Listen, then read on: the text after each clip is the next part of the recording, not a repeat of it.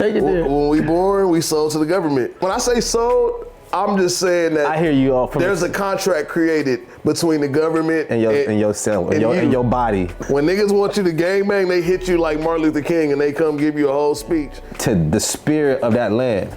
Because the land is a spirit too. Talk directly to the land and have the land be in conversation despite where any entity dropped its flag on it. This is my message to you. Your energy is infinite. Your energy. All right, welcome back to Living Good with Dom. Today we're turning the spotlight on certified Inglewood legend, the one and only Fat Ron. This artist is the artist of artists and has been redefining the game, blending his life story into cinematic songs that hit the soul. Warm-hearted, street smart, and lyrically gifted, Fat Ron is stepping out as the front man we've all been waiting for. His accolades speak for themselves, from being featured on Trinidad James, BBT along Ice Cold Bishop and G Perico, to blessing Thurs and DJ Battle Cats outside. With his unmistakable sound, Fat Ron's collaborations have been nothing short of iconic.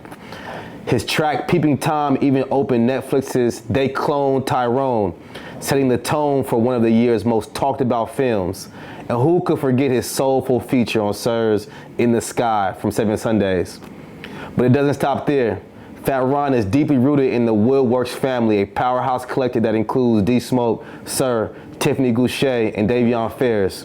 With collaborations alongside Grammy-nominated D-Smoke, Ron has proved he's not just part of the Inglewood sound, he's helping to define it.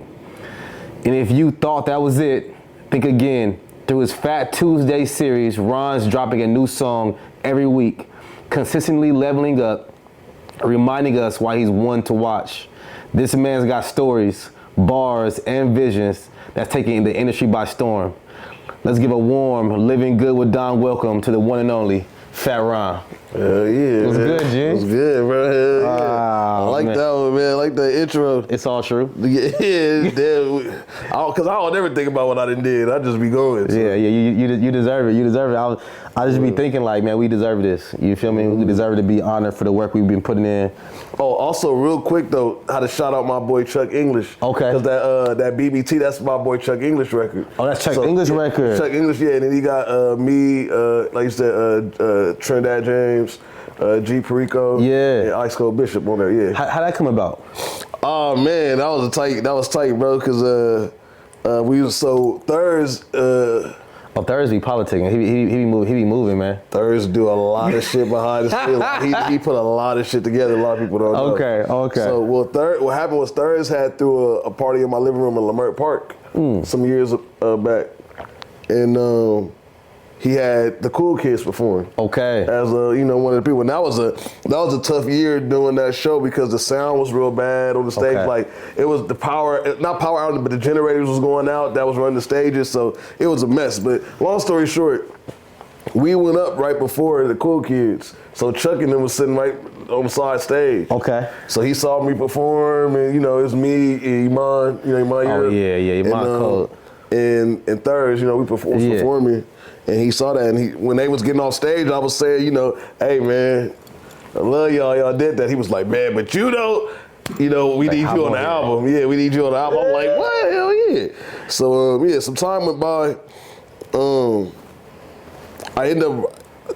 I think we connected at some point, but then he ended up coming to a video shoot at my house for I want to say that was Reggie and Smino video. Okay. Oh, at your crib? Yeah, Avalanche. Just a song that they did. You seen that one? I ain't seen that one. Fire. You know Reggie though, the artist Reggie? I know Smino. I don't think I know Reggie. Okay, yeah, it's this dude named Reggie. He hard, man. He hard. Y'all gotta be on the lookout. Y'all gotta look out for Reggie.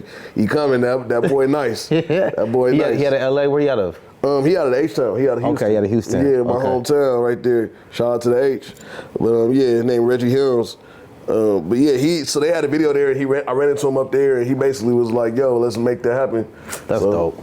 That's dope. Hey, when I was doing the research on you, I've known you for some years now. When we're just like looking at your resume of songs, I fuck with you as one of my favorite artists, just period. Oh man. But then to go down the list and see what you've been working on, I'm like, damn, Ron Cold. He cold. Tight, bro. What is it? What's music like for you right now? How's life for you right now? Like how just beyond the career and inside of it, how's life going? As far as the music, anything. General question. How's life going? In general, man, life is always amazing for me. I try to keep that. I try to keep that attitude. I hear the fuck out of that. Gratitude. I try to keep that attitude with some gratitude. You know what I'm saying? Like that. And being grateful and just just being grateful for everything I have. And then not necessarily always, staring at what I don't have. So yeah, it's everything's good right now. Like got a roof over my head. You know what I'm saying? Got all my limbs. I feel good. I'm healthy. And then I'm developing, I've been, wanting more structure in my life. Ooh. More structure. Why? Because, I'm the type of person where I do good when I have something to do. But when it's like nothing to do and I just got to figure shit out, I just be, just doing whatever I'm doing, and just going. So, I'm more productive and I get things done better when I have something laid out to do. So I hear that. I'm kind of the same way. Lately, I've been free flowing a little more, especially the end of the year. I've been free flowing, but I can get real stringent and real tight. You feel me? And real 1, 2, 3 about shit. But the truth about it is, when I add the ABCs and the color to, I be getting them downloads better than it's just like being in the books all day or being at the computer all day. But I definitely see the structure. So what you been doing to find your structure? Well, I started a job. I started working. Oh yeah. I've been a hustler for a long time in my life. I've always found ways to make money. I will say, entrepreneurially, if I said that right. Understood. So I've always wanted to go that route in life, and I found ways to bend that corner. Be like, all right, well, let me pick up this here and pick up that there just to bring more money in so that I can for the cause in the long run. And I've been against that for so long that I had to rework it into my life. So it's been helping a great deal. It's nothing like security when you have a strategy and you know where you're going.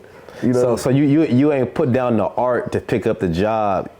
You using the job to help give you structure and feel the art. Oh yeah, because I refuse to be a slave, dog.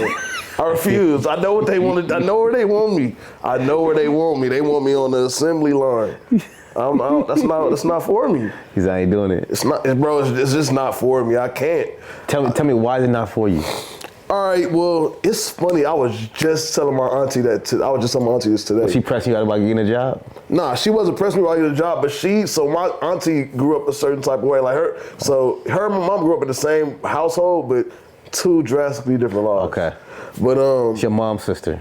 My mom's sister. Yeah. And she basically was telling me like she never wondered. She always wondered, or she couldn't see how me and like my sister, who's had like a interesting path in life, and went down other ways that's not productive. She couldn't see how we wouldn't be like the type of person to be sitting there getting a job. Because my mom, she always had jobs. She always worked. Like she one of them. She gonna work her ass off. Yeah. But and she always on us about getting jobs. But me, that always felt like a restriction. And I didn't know I didn't have no guidance in that. I just always felt that. So, I started off like even in high school, I was selling weed. You know what I'm saying? I was trying to find ways to hustle. You know what I'm saying? We was stealing, trying to finding clothing and selling it. Like we was trying to find hustles because I was like, I'm too young to work a job, but I need some money, and I could. So by the time I figured I can make money doing this, so what's the point of me getting a job when I So, but I didn't do it the right way at a young age. But that was where my, I knew where I was supposed to be. So yeah, but jobs to cap that. I come along my journey. I figured out why jobs can be restricting because people don't know how to use jobs as a tool. Genuinely. They usually get locked into the rotation of it, and you don't want to get lost in time. Tell me what you mean when you say they don't know how to use job as a tool. Oh, so basically, like, for what I'm using a job for, like I don't plan to work one of the jobs, because I got two jobs. I just got hired to a second you hustling. job. You doing it. Yeah. So the job that I've been working, I don't plan on working that job. Like, that ain't the type of job I want. You know what I'm saying? If I am going to work a job. Hope they ain't listening. Oh, no, I hope y'all listening. I'm gonna leave soon, y'all. Y'all got about 3-4 months out of me, maybe. If that, I'm about to run a bag up off y'all. I'm looking at both the cameras. I'm about to run a bag up off y'all and I'm out of there. All right? So. I'll make sure I air this 3 months later. For sure. No, we yeah, gonna right now. Yeah. Bro, they not gonna, when they see it, it's gonna be too late. They're gonna be like, oh yeah, that's what he said. Yeah, I know. Thank you. Thank you for the opportunity. But I got it. Peace on y'all soon. Yeah. But you using it as a tool, which is like the primary difference in most folks, where they might be using it and not having another outlet for their life expression or income. It's the only thing I got going for me. Yeah, I mean, having a job with no strategy is better than not having a job with no strategy, because you get to, you want to have some bread. You know what I'm saying? You got to survive. But me, I'm knowing that. I mean, there's nothing wrong with working a job if that's what you want to do. If you like something and you like, I'm cool with doing this just to make money. I enjoy it enough to move up in it. If you don't want to have, do something on the side. But I just tend to believe that if you can, in this corporation that we call America, you might as well have you something that's making you some money. Talk about it. And I was talking to my mom the other day, and she was talking about like, there's a big conversation happening right now between black folks. Black folks who are black American, and then black folks who may have more immigrant roots and are black too. You feel me? And also black American. There's like, I'm seeing like a divisive conversation happening right now where folks is like separating themselves. You know what I mean? Where it's like, yo, I'm no longer the African American versus black American. Okay. There's a topic going on, but me and my mom was debating that topic. And I was like, I'm gonna always consider myself African American. I was like, because I'm gonna go back to the roots of human civilization. I'm gonna go claim that ancestry, you feel me, and move with those morals and those values through my own world. You know what I mean? I was like, secondly, I was like, why the fuck I'm gonna claim America as like my foundational thing? Like, I don't align with these values. You feel me? I'm like, America got its own. I was like, America ain't had our best interests at heart since we done came to this country. You feel me? I was like, why would I be so hard pressed to claim it like that? You feel me? So I'm like, I don't be hard pressed to claim this joint. I'm like, you catch me. Man, it's a lot of things I want to. I mean, I'm sorry. Go into. We just rapping. I'm just throwing shit out there. You feel me? I mean, it's so many different points in that I can pinpoint that. Pinpoint them all. All right.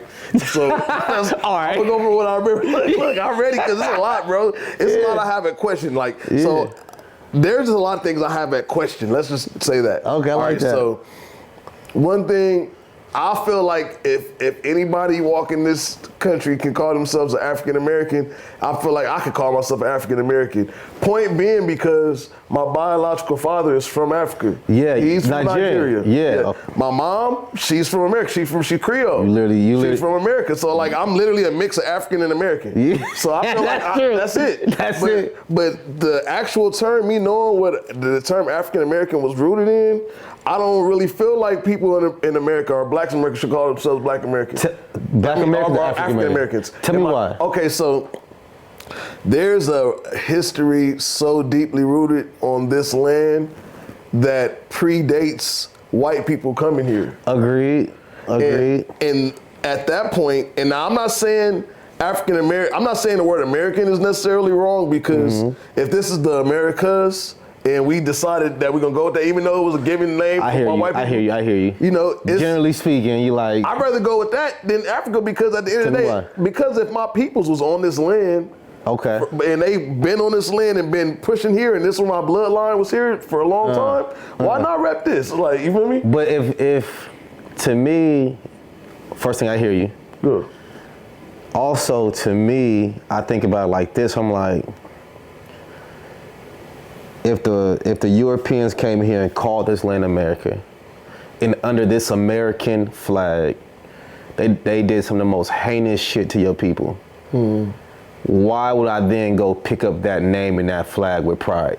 So look, I hear you on that, Yeah. and that's why I was like, it's sketchy with that too, because but it's only because the America's name isn't native to this land.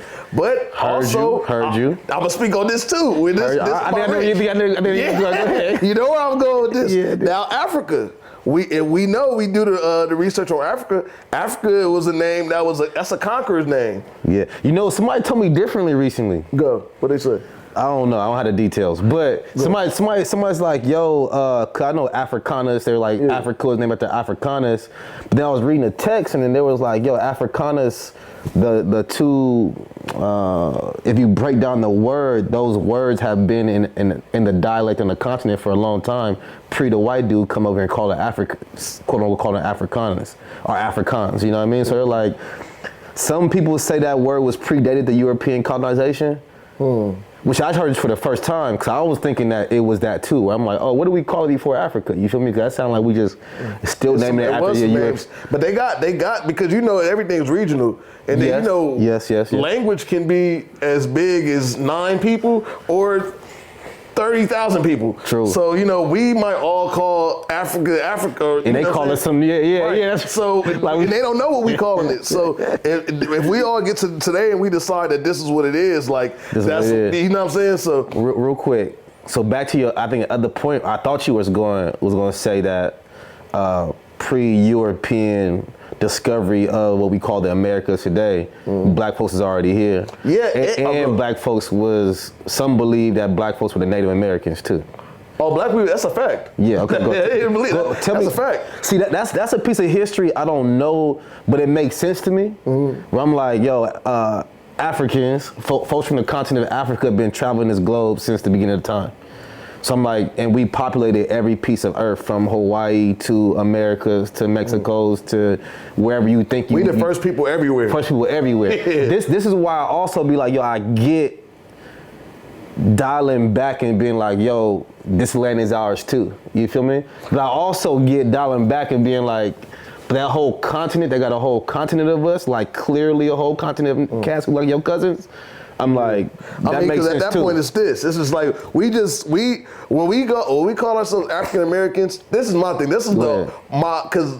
Like I said, I'm walking the line trying to still on this journey. I can't say I'm banging any type of one point because I get it. You know, I'm a total. I get it too. I get both. You know what I mean? And so shout out Bone. I don't know if you familiar with Bone Sloan. No, Bone Sloan. Yeah, that's man. He like a famous actor out here from LA. You know, he one of the like top like bloods that everybody know. He was in the Training Day movie. The dude that I know. I think I know you're talking about. Yeah, the wave cap on. I forget like tight eyes. Yes, I forget his character name in Training Day. Tight eyes. Like he had like he got like. Oh, I got you. Yeah, I got you. I'm about the crumper tight eyes. I'm like, oh, nah. Oh, okay. That's all the combo. I know tight eyes. Hell yeah. Oh, that's cool. Okay. You know, I used to get off. You know, I ain't know. Hell yeah, I used to get off. I still get off. Oh, you know, I got a cool get off. Yeah, I be people on Instagram. He still be dancing and shit. Oh, tight eyes. He out here. A legend. Yeah, he a legend. Yeah, he got it. So, but bro, he was telling me that like, you know, because we was having a similar conversation. Yeah. He was saying the thing is about African Americans that when we do that, we all can say that we this. We all can unite on that. We can unite on this. Whether regardless Black, African American, just for Africa, exactly. Oh just yeah, for Africa. Like understood. No matter where we go, if we can always go back and say Africa, we can always say that's what it is. So that's why I said I get that side of it. Yeah. But then when I get to the broader side of it, I'm like, all right, well, if anything, you should be repping just your lineage, where you from. Yeah, I hear that. I hear that. Nobody else in America, and I'm talking about this on some American shit because. Nobody else in America is calling themselves that other than all of these different groups. Well, I said that backwards. White people don't call themselves nothing but white. Yeah. You don't see, you might hear like a Russian or something like that every now and then, but they don't call them, well, actually only a couple of them like Russian Americans, you know what I'm saying? Yeah, the ones who are not really included in like the power structure whiteness. Right. Call themselves what they origin is. A couple of them, right. Yeah, but I don't want to be included in the philosophical or political power structure of whiteness and what has been done. You feel me? So like, that's why I'm like, yo. But that's some African American though, because that's them. We didn't create that. That's why they gave us that. But they gave us that to denote that we were different than them. Yes, but I'm like, yeah, because but not you also, done, I don't want that karma you got from doing all this wild shit. Right. I'm not the one to be aligning with it. You feel me? So you saying that's why you saying that's the reason why you might not want to rock with African American? No, I'm saying it's the reason why I'm not gun ho about just being putting the American flag down. Like, call me Black American, call me African American. I get the denotation that like your people is here, your citizenship is here. But as you said in the beginning, the business of America, the corporation of America, that's the shit I don't desire to have alignment with. You feel me? Yeah, I'm like the land mass. I can get down with that. Yeah, and that's the but see, and you know, the laws of the land, bro, is really the real laws. But then when you break down just who got the power, it's like who got the power because, like beforehand, I think a while back we had a conversation about talking about how like, you know, and this is where we get real. You know, this is where it get real. Go ahead, but take it there. When we born, we sold to the government.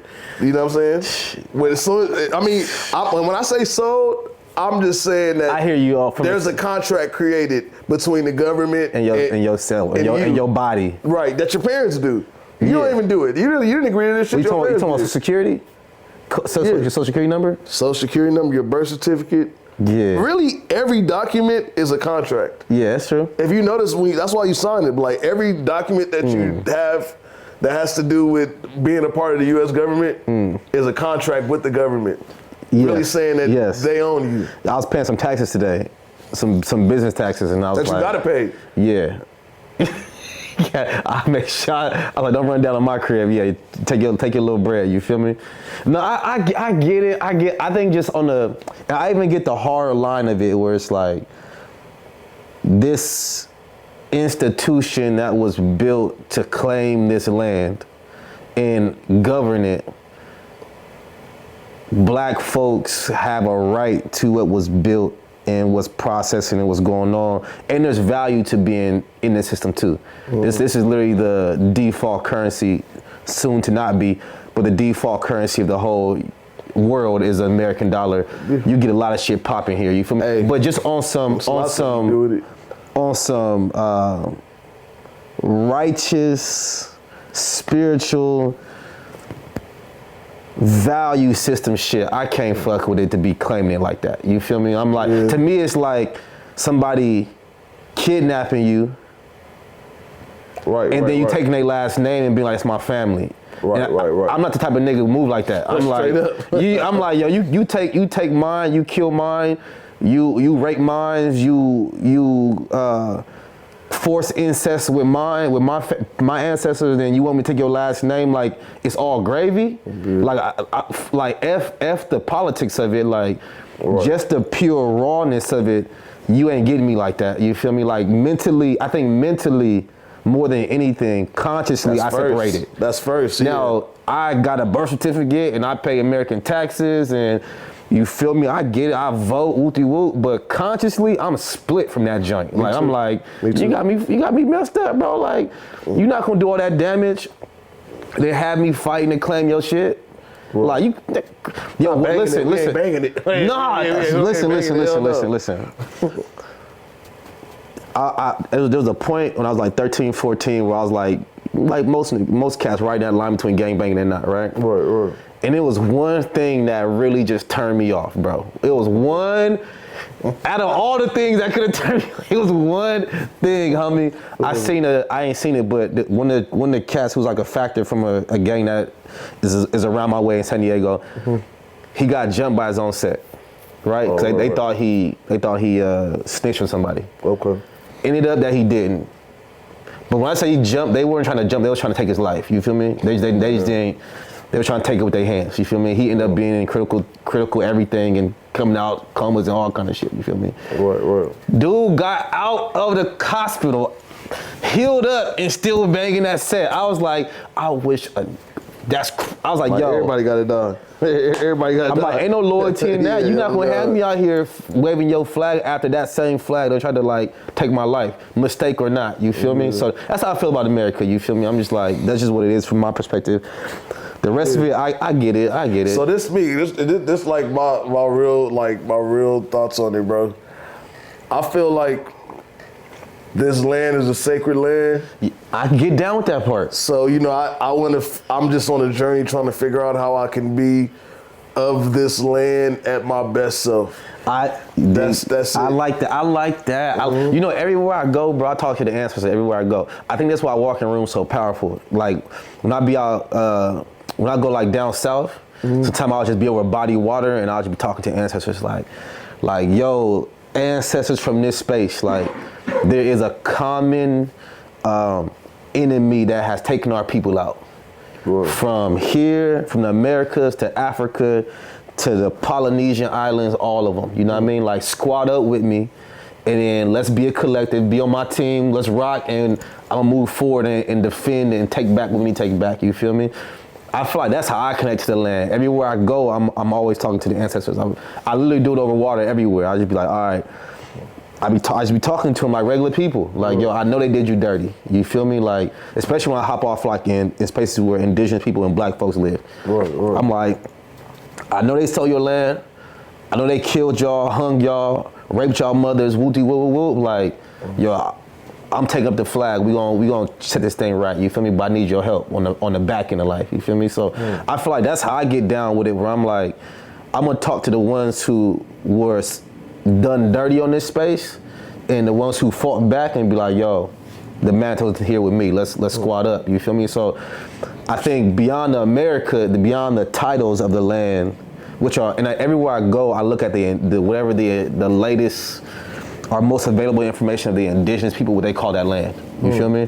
Like I was in St. Martin or something like that, Martinique or something like that. I was somewhere recently, like a couple years ago, and I was like, damn, what was it? And it was French colonized. Okay. And I was like, damn, what did they call this land before this land was this land? You feel me? And then I went and I was like talking to the spirit of that land. Cause the land is a spirit too. Yeah. The land, man, like if we think we alive, this joint old, you feel me? Right. All this shit alive. Yeah, all this shit alive. So I'm like, yo, I could talk directly to the land and have the land be in conversation despite where any entity dropped its flag on it. You feel me? That's why I be on. That's why I like this other shit, this other like. That's why you feel me. You made how I feel about what I said. Yeah. How it made me feel it more because I get you like I'm just trying to be of this land, bro. I'm not. I don't care about what they name. Like I don't care about the birth certificate and all that shit. Like because I'm knowing that that's just a piece of paper. That's and like, it. Yeah, and that flag is just a pole with a fabric on it. That ain't nothing. Like that shit don't mean nothing, bro. When you put it like that, some pole with some fabric on it. Like the same dude that say he run his bitch, if we walking down the street and we get into a fight and I fucking pull out a knife and stab it in the neck. Yeah. All right, nigga, I just killed you, nigga. It don't matter if you put a flag here or not. Like, it do matter for what it mattered for. Yeah. But at the end of the day, we still at the same place. So, yeah, I think I lost you and your story. I got caught in the murder part of it. What happened? All good. And what part? What was the point of that story? Oh, you got caught in the murder? He said, I was standing up like, what happened? I got caught up. My mind just took off like, what happened? Nah, because we was talking about, just being really being at his land. There you what go, I'm saying. there Like me and you, if you feel like your flag is more powerful than me being on this land, that's just how you feel. But at the end of the day, we still flesh and blood. Yeah, who'd you vote for? Did I vote is a better question than because I for damn sure was picking a lesser poison. You know what I'm saying? I hear that. And what I really my feelings is a hot take, and a lot of people don't like it. Some people What's feel the hot? I feel like we on the same hot take. So what you getting me feel? Political on this motherfucker right here, man. This is what and I'm not for. all right. So let me preface this, or how you say that? You said it right. Preface. Depends on the accent. Preface. Don't matter. So I'm not a political person. I'm not into politics. I peep my head in and get a good understanding during this election based on what I've seen. Understood. And just to get an understanding of what's going on. I've also been seen on video, a video that went viral, be saying that damn near we need Trump back. You know what I'm saying? So, we're gonna throw that out there. Shout out to David Lucas. It's a video out there. I don't know if you're familiar with the comedian I'm David not. Lucas. Or you familiar? Like, I don't know. Yeah, I'm gonna link him up now though. all right, yeah, it's a show called Roast Me that he was on. That was a popular show, and he just like a popular comedian. He's on this other popular comedian's show that he does called Kill Tony. Okay. Down in Texas. Black dude? David Lucas is black, yeah. Okay. But the other comedian that does Kill Tony, his name is Tony. I got a brain for it, Tony something, but he's white. Anyways, I was on one of his shows. He South by Southwest, the festival. He was a couple years ago. He was doing interviews on the street, asking people about Trump and stuff. But I gave my take. So I said that to say, during Trump's presidency, in reflection, during Trump's presidency, a lot of things went good during that time. Heard. Over the time, like it didn't show up right away, but looking back, I'm like, okay, like things was happening just for me doing my little researches, on stuff. So And ain't nobody all good or all bad, so of course some good will come from somebody doing something. right. Heard. And we could all, if we want to, we could easily go down a list of stuff that could show that Trump being just a shitty human, you know what I'm saying? But, if we talk about him being a president, he did a lot of good stuff, especially for people who are financially forward, which, we could talk about. I can agree with that one. Yeah, we could talk about people being poor in America and that being a problem, but that's not what, it ain't like everybody wake up and want people to be poor. Like, that's an issue. That's like a sickness. Yeah. Poor is like this condition that's happening, and all you can do is try to get out of it if you in it. So I hear you. For the people that's going progressive, I feel like, you could benefit from Trump versus like Joe Biden, not necessarily. And then he also, a lot of Democratic, fucked up. The Democratic, what you call it? What do you call each, like Democratic or Republicans? Administration. Yes. So, no, well, I'm mixing two up because administration is who's in office, right? But each one has their own administration. So Democrats have administration. Right. Whoever you know what I'm saying? Yeah. But the Democrats basically ain't really did shit for black people in history. I'm not opposed to that at all. Yeah, it's been there. It's there. If you look through history, what they done did for us, they always did a bunch of fucked up shit while they was in office. And Republicans then probably helped a lot more than we probably give them credit for in history. I definitely believe we probably have a real skewed perspective when it comes to them. We don't even try to consider what I think us really just riding with the Democrats makes us weaker as a population because they know they got our votes, so they don't do shit for us. They What Joe Biden say, bro? Oh yeah, I'm about to say something I don't even want people to say on this podcast. No, man, look, you whispering to me how I say it because I don't fuck that nigga. That was some bullshit. That nigga said if you not black, if you don't vote for them, how you gonna tell me I'm not black for anything, nigga? Yeah, especially he got a sideways ass history when it come to policies with black folks too. I heard, bro. I think they put him next to Obama to kind of make sure Obama ain't get a hand too much. You feel me? Hey, bro. All of this, I don't fuck with none of this shit. If we just being honest. I hear you. But I do know, and I read between the lines, I get it. And what I'm refused to do anymore is just be a nigga that just go with the consensus is. I agree, homie. Because they'll peer pressure you into stop thinking.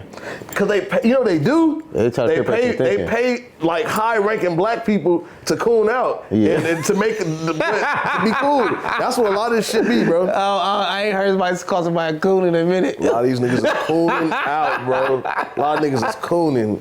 Oh, this is good. Hey, man, look, I'm sure everybody got some coon in them for the right price. So is you gonna coon it? Because if a nigga come and say he gonna give you 50 million, but all you gotta do is go out there and tell people to vote for me. I probably ain't gonna do it. I ain't gonna do it. Hey, man, that's a dangerous game. But I see why cats would do it though. But I really believe you can make money, like literally make money. Like I think money is something you literally make. Right. You feel me? Money is not even what people think it is either. Yeah. We can really deep dive into that too. Because money ain't really money. My point, it's like what you're really exchanging is value. Right. And you put a physical attribute to how much value you receive from something. That's why like Bitcoin popped up and all these cryptocurrencies and people are shocked, but it's like, yo, we just agreed to use $1. Right. We just agreed that this is valuable. It needs to stop. The moment we stop agreeing that's valuable, then we could trade rocks if that's what cats we. But I mean, that's hard, you know. And see, that's why I was like, when I said that about like Cooter, bro, I'm thinking like, I'm doing some backward shit. If they pay me 50 million, they gonna end up have to try to kill me after, because I'm gonna do some. Hey, look, I just did this for the money, y'all. Fuck all these niggas. I'm on that type of time. You gonna double back like psych? Nah, because I know what I could do with 50 million, but it's the value of what my 50 million would be. That's true though. You like what I could do with the 50 versus give to so. Oh God. You think they really paid Beyonce and them like tens of millions of dollars to promote Kamala and them? Because I'm like, yo, them cats ain't move off the couch for free. But you know what? I think it's two things. I don't think they physically wrote them a $10 or $1 million check. I think that's too easy to check, right? But there's other ways to get money. There's other deals we made. Yo, when I get in here, I make sure this goes through. I make sure, yo, Jay-Z, you need to make sure that's industry shit. Something is handled with the agency you got. I make sure that goes through. You want to be the agency for all the entertainment that runs through the White House and whatever. You know what I mean? There's so many other promises that you made that equate to millions of dollars. You feel me? If you want to be clean about it.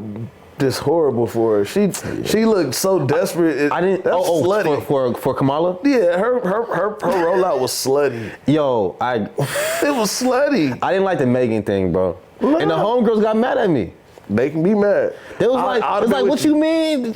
What you expect her to do? I said, yo, I'm thinking, first things first. I saw Megan Thee Stallion on Club Shay Shay. Okay. Dope interview. All right. Shorty mad smart, mad dimensional. You feel me? Well spoken, got fucking great points of view. She fine as hell. That too. And I'm like, whatever, Megan. Look, shout out to you. Hey, I might have some hot takes about some of this. Hey, but look, check it out. What you gonna say to me? You look good, girl. You're tall. A whole lot. You do the tall drink of waters? Yes. Ladies, I'm 5'6". But you big at heart. I do good things. So you tall ladies just know I'm here. But I can see you with a tall shorty though. Oh, for sure. Yeah, it's the energy you carry when you walk on one. I've had great times in life. Yeah. But back to my story real quick. Yeah. I seen her on that joint. I'm not a Megan Thee Stallion fan or not. I was just very neutral about it, right? Mm-hmm. I'm like, damn, she dope. Then I see Kamala pull her up. Mm-hmm. I'm like, that's wild disrespectful. Not to anybody else but Megan, in my opinion.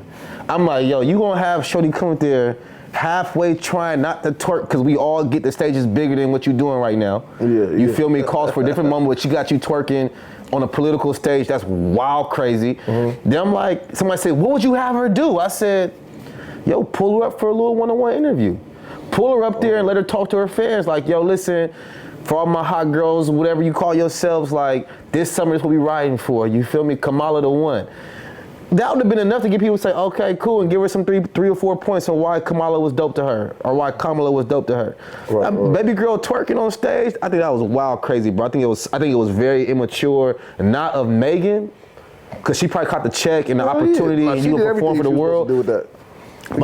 I'm like, yo, Kamala, what you really think about us? If that's the representation you thought we needed to see, and you put that young girl on that stage and do that. You see that? You see that cup right there, Dom? You see the spoon I got? Yeah. The proof is in the pudding, bro. That's right there. Everything you say, like, I'm like, what? I thought it was crazy. This is my thing. All right, I'm gonna give you now. I'm long-winded, bro. I just gotta set this up real quick. We here, yeah. All right. I might seem like I contradict myself sometimes, and I promise you I'm not. It's how you gotta hear me. Sometimes you gotta read in between the lines. Yeah, all right. understood. So I think it was a great idea for her to do what she did. I think it was Kamala or the Megan? whole shit, everything she did. It didn't made work, a whole though. lot. I know it didn't work, but it made a whole. But it did work too. It did work. It made a whole lot of sense. The reason why I said it was a great idea, not because I would have did it or that I'm for it, but I think it was smart. That's what I'm gonna say. I'm gonna say it was smart because this is why, strategy-wise. We got to remember that the presidential elections are rallies, right? They're rollouts. Like pep rallies, yeah. Yeah, so I'm trying to get you to vote. We're not talking about what I'm going to do. Fuck all everything else. What matters is that when you get to that ballot, you clicking my name. I don't give a fuck if I got to get out here and sell you a piece of ass myself. Here, take my ass for $900. Like, if she got to go out there and sell her ass, literally, what she trying to get you in that ballot to vote, right? So the rollout, I'm now her aligning herself with being black, putting all these like everything together, she had to do something like that. Now, on another note, on that same side of it, right? If we look at Trump, this nigga Trump had 34 felonies. Nigga pardoned himself, and this nigga's a fucking reality show star. Yeah. We have Trump as a president, so everything that has to do with Trump, I'm saying if we looking at it like a show and like a put on, like you got to put a show on as big as Trump. I can't say that Kamala evil is less than Trump's, because we talking about a president that just got convicted. Well, not convicted, but just got accused and got 34 felony accounts. I don't know how I feel about that though. That nigga on record saying, I grabbed her by the pussy, bro. I don't know how I feel about this felony. I feel like they flipped the justice system to make sure they could put him in the worst place possible to run and get reelected. So do I think that he committed those felonies? I mean, you could get locked up for things that are innuendos. You feel me? Facts aren't exactly always facts. Sometimes they could just be, it seemed like somebody did this and the jury said. I can see that too, though. You know what I mean? So do I think he has things that he could be charged for that are real? Yeah. Those charges, they possibly are real and happened, but I think it was only done to stop him from running for president. No, and I get you. And even my significance in bringing that up ain't even necessarily saying whether or not he did it or not, but it's just to say that this is what we dealing with. We dealing with somebody we're not dealing with today's time. Presidential election ain't what it was when we was growing up. Yeah, it's entertainment now. It's different, bro. America gone, bro. It's a different world. I'm not fighting for this shit. This shit gone, bro. This shit. We're watching the last 50 years of the Greek or Roman Empire. Bro, they had a transgender Olympics opening. Did they? I didn't watch it. Me either. It was all over the internet. I couldn't avoid knowing that it happened. I didn't see it.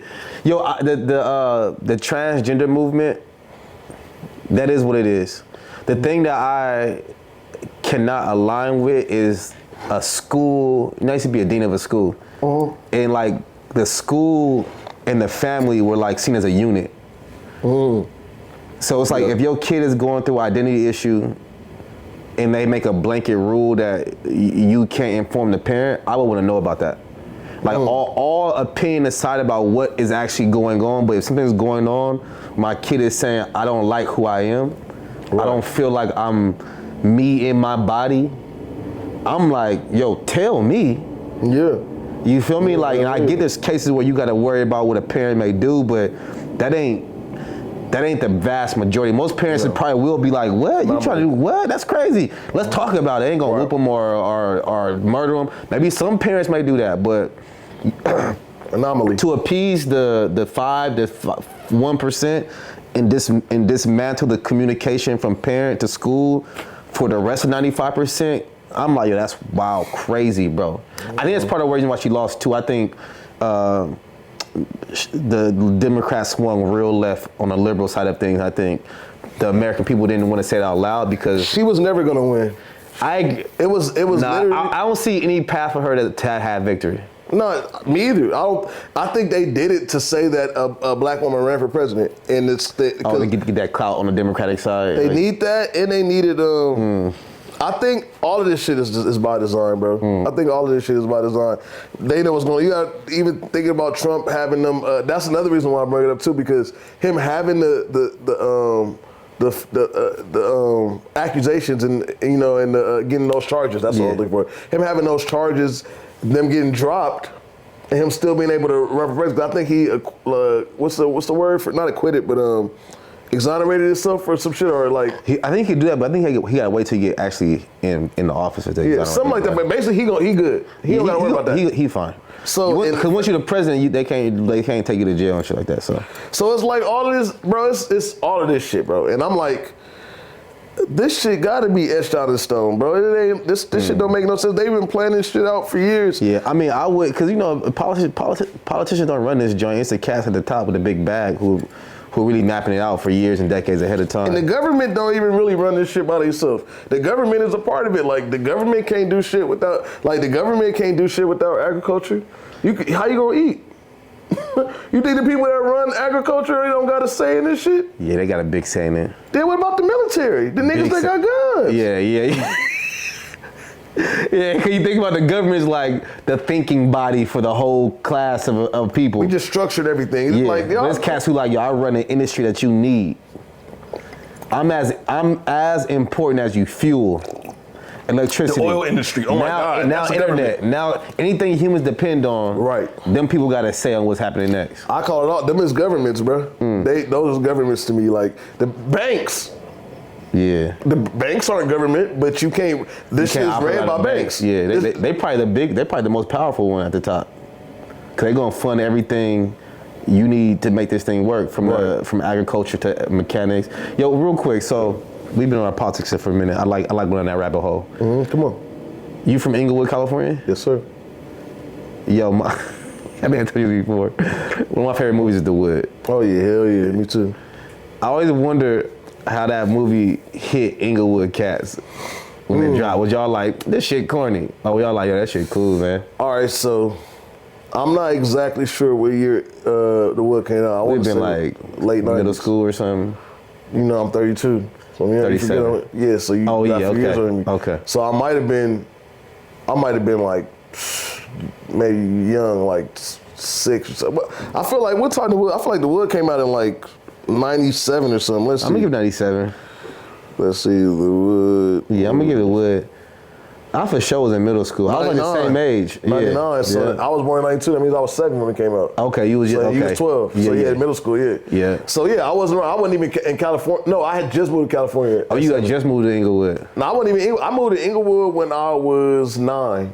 The first time. Yeah, I moved to Inglewood when I was 9. So because I was there. I started 5th grade. In Inglewood. Shout out Worthington. But so I wasn't around when it came out. So you weren't even privy to be like, what's the movie talking about? But growing up, after seeing the movie, because I seen it before when I was young. I just say when I was young, before I was conscious of it. But once I was around and living in Inglewood longer, it was like maybe in my high school years, and I seen it. A lot of stuff resonated with me. Okay. Like just certain stuff like the AA market and everything. Like it's like I know where this at. Like when I'm here, like all right, I know this is legendary. Yeah. You know what I'm saying? I got you.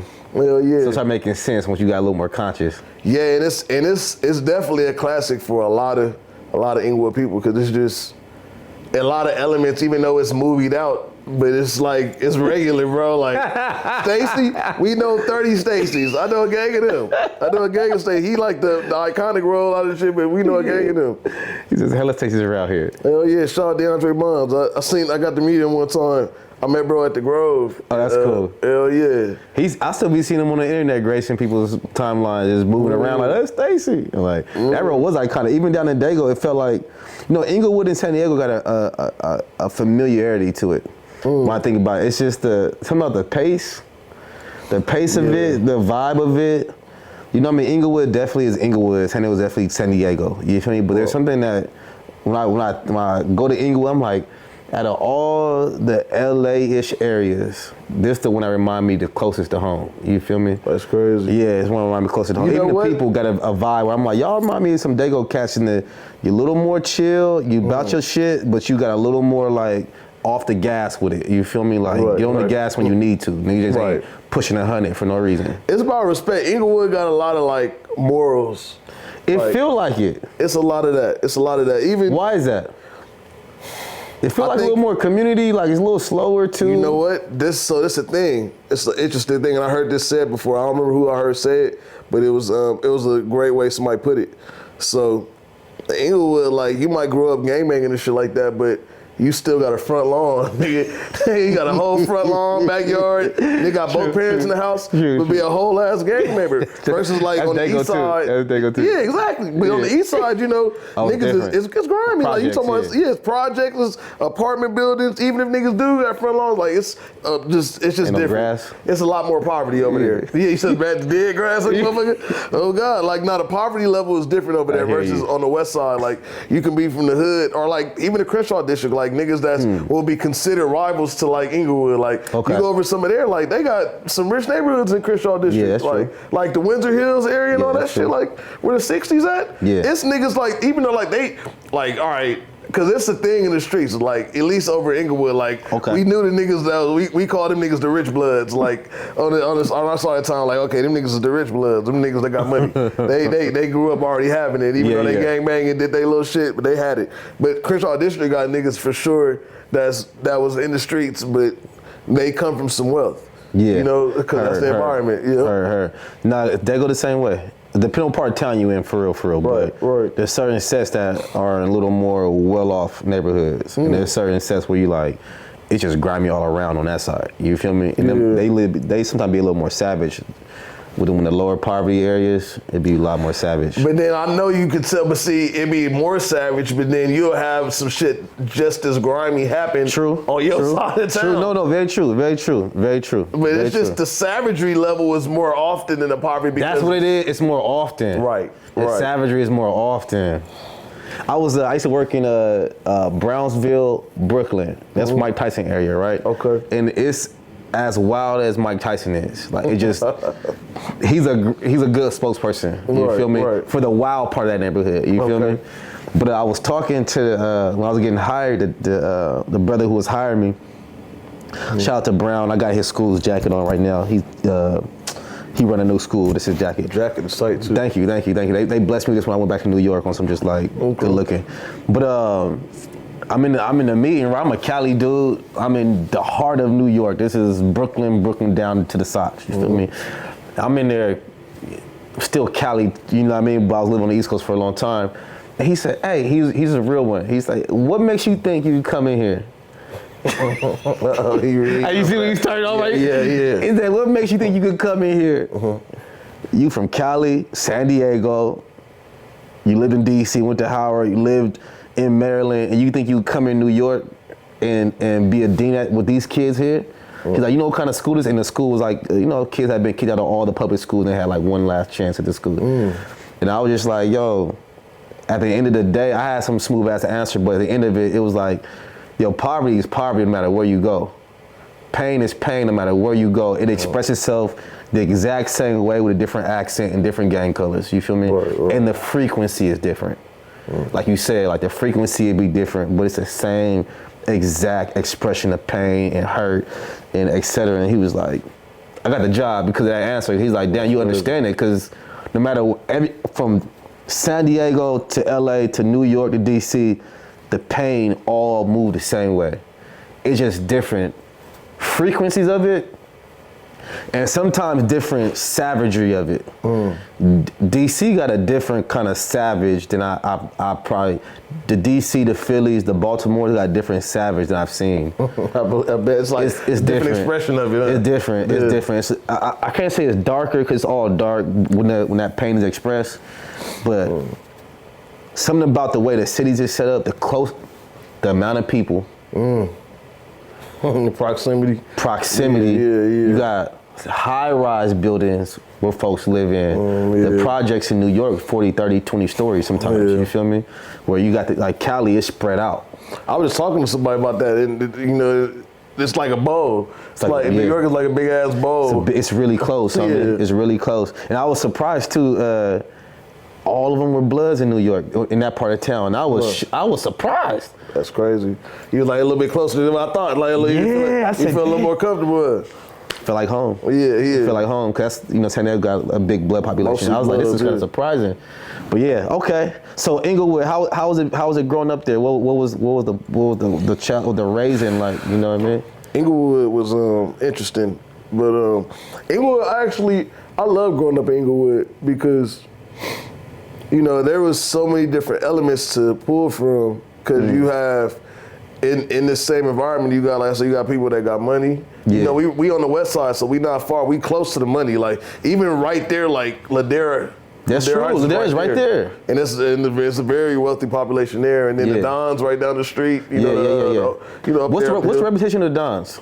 As far as is it like economically middle class? It's like known as being like what is it? What is it known? Like upper class. Oh, okay. Upper middle. Okay, cool. Yeah, cool. And yeah, definitely. Like that's where the richest black people in America stay. Like the most rich black people in one place. In that pocket, yeah. Is in over there. I didn't know that. So Inglewood, we had the gang culture there heavily. So that gave the edge to us. So it just was a lot of activity, just a whole lot of activeness. Was y'all considered underdogs to like non-central LA or East LA like? Well, in Inglewood, we always respect, or it's like we gotta prove ourselves because we over here, they over here. Nah, I think Inglewood improved itself already, or at least before I came along, because it was definitely a strong Inglewood pride. Okay. Because y'all do got a lot of pride in Inglewood. Yeah, we feel like like I'm not from LA, I'm from Inglewood. Yeah, that's how folks move like that too. You know what I'm saying? So that's a city thing, and that's just how we move. And I started off like grimy because, I grew up, all over like Louisiana. I mean, not all over Louisiana, but just being all over, but from like Louisiana and Shreveport. Yeah. And your folks from Texas. Shreveport? My mom, she's from Shreveport. Oh, okay. Yeah, she's from Shreveport, Louisiana. And I was born in Texas, but I used to live in Shreveport and Texas back and forth. So you got different upbringing. Mm-hmm. So when I got here, I was like, this shit ain't even really. Cause you seen a different level of hood on that side. But the niggas was still grimy though, and I'm like, these niggas is grimy. And I remember when I first moved to Inglewood, like I used to get into it with these cats I ended up being cool with, like. They was from Crenshaw Mafia. Okay. And I didn't really know. I used to wonder. Like I remember one time I felt like they was picking on me and shit outside. So I came back inside the house like telling my moms like, yo, the kids outside like they tripping. They telling me I need to fight this. Because basically what they was trying to do was me and this other cat who ended up being from Crenshaw Mafia. He was like, we was the youngest. So the older brother was like, oh yeah, we got to put y'all to. Head up. Y'all gotta fight. We're gonna put y'all together to see who can fight better. And so I didn't want to. I'm like, man, I'm not about to fight for nothing. Like I'm not even mad. Like just cause. Like I couldn't get it. And so because I'm done at the time, but I didn't get it. But it was treacherous. Cool. Yeah. It was treacherous at that time. So I went inside the house. My mom was like, you better get your ass out there and fight if they want to fight. Like she was on that type of time. So I had to get out there. I had to go out fight, bro. You know what I'm saying? Had that. That was like that was my first fade out here. And I ended up being cool. After that, they ended up like, okay, he can hang with us. So it's just that type of stuff. Then I remember I moved to Hawthorne for a little while, came back in 7th grade, and because I did 6th grade in Hawthorne, and I came back in 7th grade and Crozier Middle School, living on Queen Street. Okay. It was grimy. I was just telling the story to my boy earlier today. Like they basically was telling me I was gonna get put on. They told me I was from Queen Street and that you need to come get your official. You know what I'm saying? Oh, they told you what you was about to do. They told you. That's how niggas. Niggas come like Martin Luther King. I always tell niggas, when niggas want you to gangbang, they hit you like Martin Luther King and they come give you a whole speech. Because this happened in multiple stages in my life. Because I was like, growing up, I try to have like a little part-time job gangbanging. Like I wasn't full-time. I wasn't, or like I was interning. Let's say I was an intern. I was gangbanging. I was interning for gangbanging. Yeah. You know what I'm saying? I was right there, bro. Like I know what you mean. Though. I did it. I was outside, and then like another term I like to use, I was hang banging. I was hang banging. That's what I was. I wasn't gangbanging. I was hang banging. Like I be out with the homies and you know what I'm saying? Yeah. Niggas is looking at me like, Fat Ron, what you gonna do? Like you about to come get with us? Like for real, you gotta get your foot on. Like oh God. So I did that. Until I started to, I came around, and when it really got serious, it was like, bro, you better pick you feel me? You hanging out with these 2 different sets, 3, like, in the same areas, like, you better choose up, do something, or, you feel me, don't do this shit. What'd you end up having to do? You had to choose up, or you backed off? I backed out because I had homies telling me, like, niggas that I really respected in the streets that I knew was doing shit for real, tell me, like, you know, Fat Ron, you know, we got your back already. You ain't got no real reason to gangbang. Like, I know you going to do your music shit. Because this is, when they came to a real crossroads for me, I was 18. Because, like, so I just spent 2-3 years, like, already, like I said, hang banging to interning. Like, it's my old pick up, you better go get your put on. Yeah. To, realizing, like, yeah, bro, like, this shit, I'm already from over here, so it's like, what? Like, it's kind of pointless to go do all the extra shit. Like, it's just like, what I'm gonna do that for, and then get myself into a life of crime and you know, just jail and all types of bullshit. So they knew you was doing music already. The one homie I'm talking about, yeah, he knew, cause at that time I had started LA recording school, and I remember having a conversation with bro, just being like, bro, like, this particular hood, which was the hood that was like the next hood over, but everybody hung out together. I'm trying to keep the hoods out of this right now for the sake of the, you know, but these two gangs that were close, but you know, different gangs. I was hanging out between both, and I was kind of claiming this game a little bit. You know what I'm saying? Even though I'm over here every day, but I'm over here hanging with both. So these homies, like, they like, oh, you with us? But then these homies is like, they seeing me and like, oh, well, you over here, you must be with us. So that's where I was just, and then how you were saying earlier, how like what threw you off from gangbanging was a nigga getting jumped for snitching.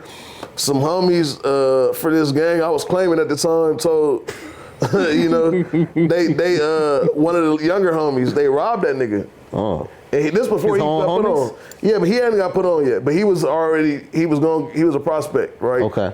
And they robbed that nigga. Yeah, he was they was betting him. He got robbed, and I was just like, you know these niggas very well.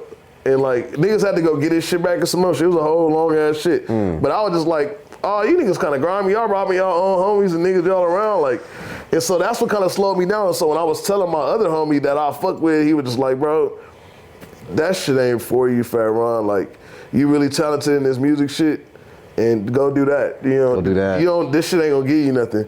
And he was telling me, like, he was like, cause this particular homie, this nigga was born into this shit. And my homie locked up right now. I will say, I do want to say my boy name. Shout out to him, my nigga Baby Flip. You know, free my dog.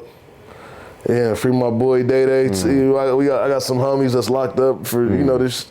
Being in them streets, this shit get real, bro. This shit get real. But yeah, I always gonna love and respect my dog for that, cause he gave it to me real. He was like, Farron, this shit don't. This shit watered down. It ain't no real reason for you to gangbang, bro. Yeah. And so, and I, you feel me? If you got a problem with anybody, bro, you come get me, nigga. You feel me? He said, I got your back already. For sure, bro. You already got a brotherhood already. Right. Ooh. And so that's what made me focus. When I was just starting LA recording school around that time, I'm like, let me focus in on that. And I did that, and I just left the street shit. I pushed it to the side. I didn't want to lean on that. I hear you. Yeah. What was one of your first songs you ever recorded when you was like, I'm cold at this? Like, I don't know if it's a poem or a song or something, you was like, yo, I got this. Man, all right, so this will give you a quick context. I started probably writing rhymes when I was maybe like 11, 12 years old. Oh, you had been writing? Yeah, I had started. So by the time like I got to like high school, I was already pretty good. And I had my little notebooks, my little compositions. I started writing my raps in, and I got good at some point real quick. Then when I first decided I wanted to do this shit for real, because I had made a song, I had started making beats. I started making beats at like 11th grade. In 11th grade, Sean, my boy Cam, he gave me this. He gave me Fruity Loops. That's dope. Yeah, he gave me I remember Fruity Loops. Everybody was on that thing playing around. So I started on Fruity Loops making beats, and I had one. I started doing that, and I wrote a song to one of my beats, and I recorded it on my boy Backdrive. He had this little mixer, and so he still got him. I think he still got him to this day. He never bounced him out. I think he know how to do it. He never figured out how to bounce it onto the computer. On there. Yeah, but it's a song. I recorded like 2-3 songs on there. And but they never end up coming out. So the first song where I recorded it, and it was some shit, it was called That Swag. That Swag. Yeah, it's called That Swag. How old was you? Oh man, I was 18. Oh, you was 18 when you first put it out? When I first recorded it, I put it out when I was 19, I want to say. Okay. Did it get the reception what made you kept going? You feel me? Because sometimes as creatives and artists, you put out something, it may not hit the big splash the way you want it sometimes to do, and then you be like, oh, man, it hit on all cylinders. Oh, it hit? It hit. Because I dropped I dropped it on Facebook. I dropped this shit on Facebook. Okay. This before niggas was doing all the, like, if I had this mixtape area, this vlog area, so everybody, this is like the hot new hip hop and thatpiff.com, all that, this that area. Okay. So, I had dropped that shit on Facebook, on a little video with like my picture behind it, and man, that shit went up for like our community. Like there's some people around Inglewood, niggas know. Fucking with it. I was already a like somewhat popular person, just so when I dropped it, oh yeah, everybody was like, damn, this shit go hard. Like, bruh, shout out my boy E Smooth. I remember the homie E Smooth.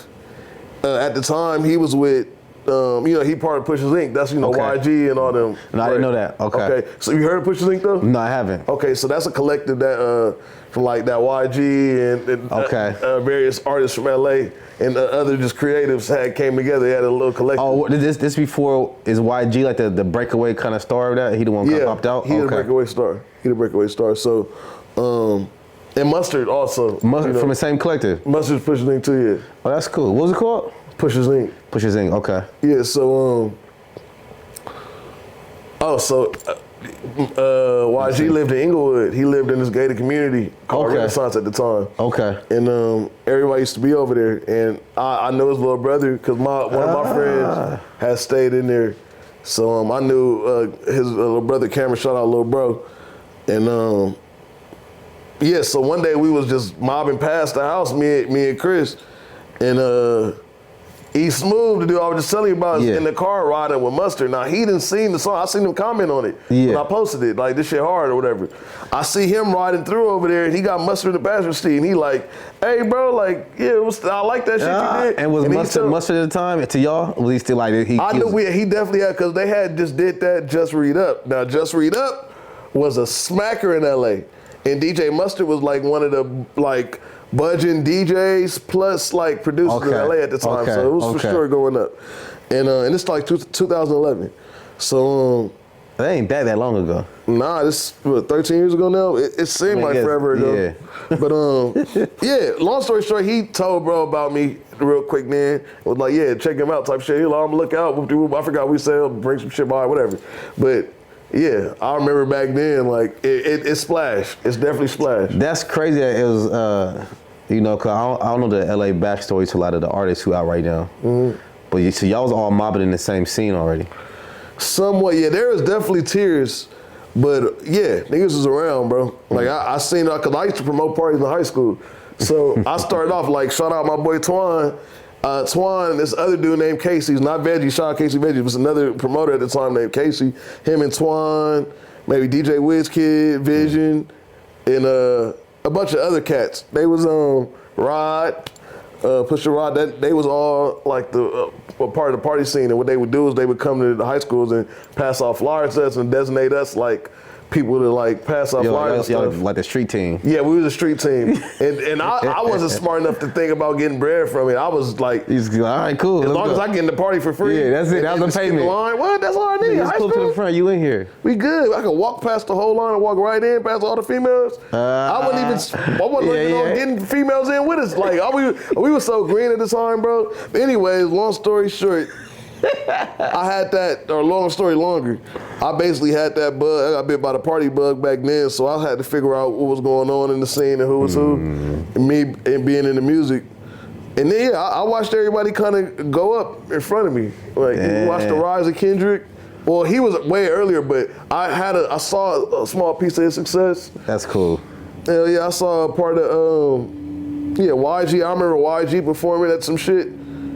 Man, bro, I remember in his infancy stage, bro, like a lot of artists, bro. It was just, it was was Kendrick always had a buzz in the city, or he was like amongst he just one of the cats who was just, he cool, you know what I mean? All right, shout out my boy Lil B. My boy Lil B. Lil B the rapper? Lil B? Nah, not Lil B the rapper. It's my boy Lil B, the real Lil B. Okay, the nah, real shout out Lil Lil B the rapper too. I fuck with bro. The bass Okay. guy, I fuck with bro. Nah, my boy Lil B, he from he just my nigga from the wood.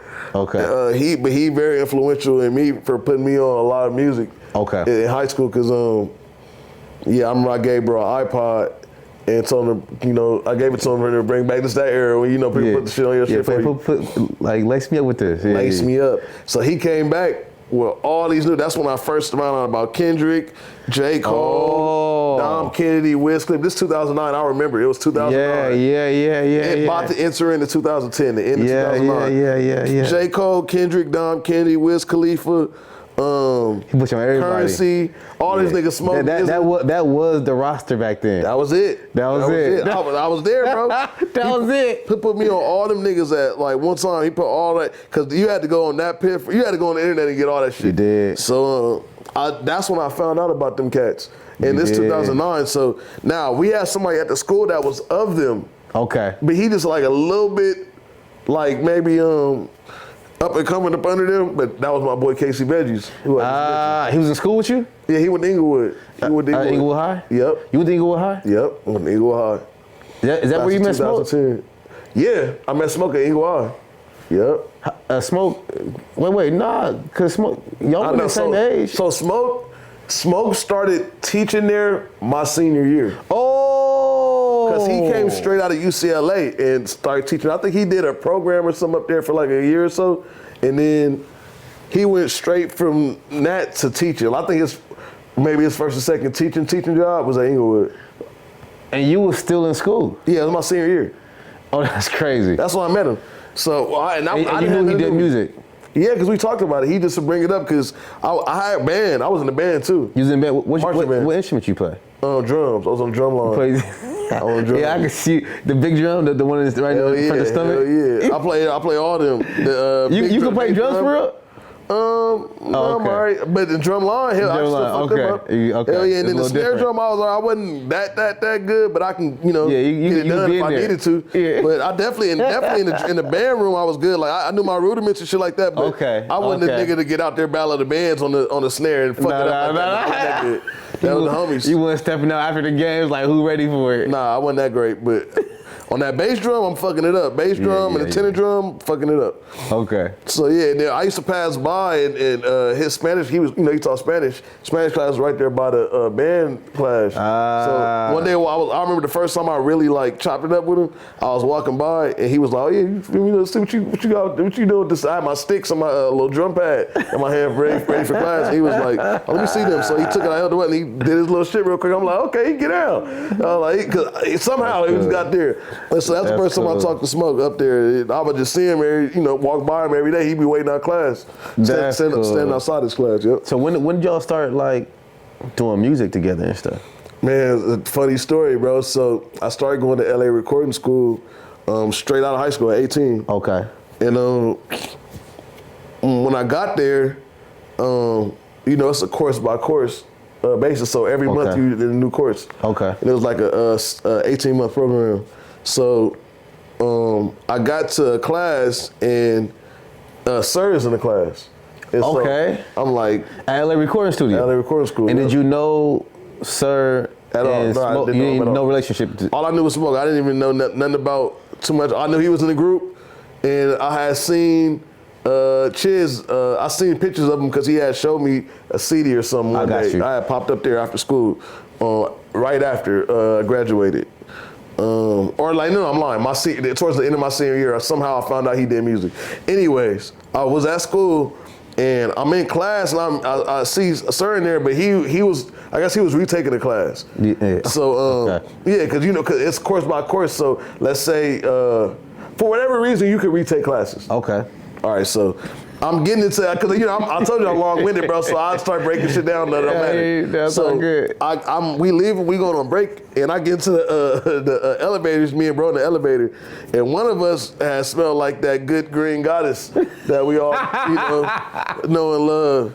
And so we like, oh, you guys smell it? Whoever had it on it, we was like, I smell it, and so I'm trying to inhale it. You know what I'm saying? And we were just like, all right, nigga, try to smoke? Like, yeah, we gonna smoke type shit. So we went off to take the little break from class, and we started chopping up. He was finding out we both was from Inglewood, and then I told him I went to Inglewood. I went to Inglewood, and I told him a year I graduated. He's like, "Oh, you was up there with my brother. Oh, who your brother? Oh, Daniel Ferris, D Smoke." I'm like, "Nigga, what?" And so that shit was just crazy. That's a good connection. Hell yeah! So literally that day, we left from school and went back to the studio. They had the studio on Sinella and La Brea at the time, and yeah, man, shout out Woodworks. When did I remember we was in San Diego going to Mexico. Mm-hmm. Oh yeah, it was a great trip. A great trip, right? That was fun as hell, man. That was legendary for me. We was in San Diego going to Mexico. Hell yeah. During the pandemic, and the song "In the Sky" came on, right? Oh yeah, hell yeah, I remember that. Did I get the title right? Huh? Yeah, In the Sky, yeah. Yeah, I got the title right. Mm-hmm. And this is Jim, when we was in New York, Jim was like, "Yo, I got this album from this one artist named Sir. Like he cold. He sent them CD to the house. He was sending CDs from online. He was mailing CDs from his crib. Man, we knew your verse line for mother freaking line, homie. Yeah. Then we was in the car, and we all get to your part, and we all rapping your part, and you looking like, y'all know my music? Like what? I'm like, yo. It was how y'all was going hard, like banging that shit, like, no, Microsoft all back. Like, I was like, damn, bro, like this shit, like, damn. It made me feel iconic. Like, and you know, we never feel like that. It was iconic. It's yo, you are iconic. I'm like, I'm excited for the interview because like, your world perspective is interesting. Like we didn't touched on government contracts with the humans who are in this governance. You feel me? Right. To the school, to Inglewood, and I find that all that fuses through your music. You feel me? But I remember hearing that you for the first time, and I'm like, damn, that's crazy. You know, interesting story about that. What? I'm talking about that In the Sky. So. I didn't even really rock with that verse when I first wrote it. What? I didn't, bro. I didn't believe in it. You didn't believe in it? Didn't believe in it. That mean everything that you got on your computer right now you don't believe in. Put that shit out, 'cause that shit was smacking. Nah, I just thought, and I still sometimes teeter with this feeling, but I had to really tap into the verse, even as a listener, as if it wasn't me. I didn't do the same thing. Yeah, because I was like, the same thing. Why y'all like this verse so much? Like, I really think it's all right. And then when I listened to what I'm saying, I had to realize it was the imagery of it. It's the imagery that it's what I'm creating. Like, do you remember it? Oh yeah, never been Microsoft, I'm a Mac. Never been Microsoft, I'm a Mac. I forgot I was a rapper. Yeah. All these scars on me, but I ain't got no tats. Whipping that Lexus so fresh and so clean, Outcast. Ain't nobody don't pass me, but I need money like I need money. How fly am I know when you see a nigga? I might be part Indian, call me Chief nigga. I'm just hotboxing my TP with my niggas. After I get my weed, I'm out the shop. After I hit the homies with the plots. What? After I get it blown on 85th and Western to make it right, I see you interacting with the cops. Whoa. Flow 2 Grizzly, I'm on some other shit, new feces. Come on. I'm just trying to hit the studio to like 3-something. But my girl think I got another bitch, she wanna leave me. Why she wanna make that an option? I think we got some. Ducking the arguments, dipping from the apartment, had a half a blunt in the whip, I had to spark the shit. I'm in the clouds, I profound now. Say, yeah. It is the imagery. Yeah, that's what it was. It's the imagery. Yeah, it was some cool lines. You painted a whole picture. I think the part I want to hit on real quick, you said something real interesting, is that getting over that hump of not seeing your stuff is like good enough. You know what I mean? And then holding on to. I be going through the same shit. I got some of the illest stuff in my phone that I didn't ever just game I didn't talk into the phone or shots I done took or whatever the case may be. And I'm like, you know, I don't know, I ain't really like with it. Then I mess around and be in a good vibe one day and be like, yo, you know who you are, put that out. You feel me? Right, and then the world will respond to. I'm like, yo, I thought that was pretty whack, honestly. You feel me? But that's crazy that the world responded that way. Hey, ears here. That's literally the job. That's the job. The job of an ear is to hear, bro. Ears here. How you what you do, like how you What made you put it out, even though you thought it wasn't? Sir. I rapped that shit to bro. I told bro, because we was at the studio for a minute, and I think I wrote it. I want to say I had jotted down, because this is something I do. Sometimes I'll just jot down lines. Okay. If I think it's not like, if I could be doing anything in life and then think of a bar, let me leave that down so I don't forget it. So I'm pretty sure I had never been Microsoft on my Mac. Just that line by itself. Just that's one. And so when I was getting ready to write that verse, I had got that line and I just started from there. Gotcha. So when I wrote it, I finished it at the studio, and I think I had, for some reason I feel like I had some type of preface. I had some time to write that track, and then we got to the studio and I just needed to finish it. So I could be wrong about that. But long story long, when I got to the end of the verse, it had been a while, and Sir was like, man, what's up, bro? Like, you feel me? You got the verse and that type shit. Yeah. So I was like, I got one, but I don't really like it like that, bro. I think it's whatever. And so he like, spit it. I spit bro the verse. He was like, bro, if you don't get your ass in there, nigga, record that goddamn verse. Nigga. He was like, now, nigga, like, you feel me, get in there. So it was like, yeah, that's when I knew. Yeah, but if it would have been up to me, I probably wouldn't even put that on there. I probably would have just been like, man, I'm good. Like, just give me some more time. I'm gonna try to write something better. We never would have had these moments, because we used to drive down, I think it's the East Side Highway. It's one highway up in New York where it's the water on the right side, and you going towards the Bronx, and it just, me and Jim used to be riding late night, just dipping between whatever we was doing, and be bumping that joint and just be singing it loud, just loud, cold. That's crazy. Yeah, I'm glad you put out your stuff, man. One time I talked to you and you said something like, like, I've had opportunities and I feel like I didn't fully take advantage of them. You know what I mean? But it feel like now you in a place where you really digging your feet in. What I'm seeing it with the Tuesday series. Fat Tuesdays, yeah. I'm seeing it with Fat Tuesdays. I'm seeing it with your timeliness.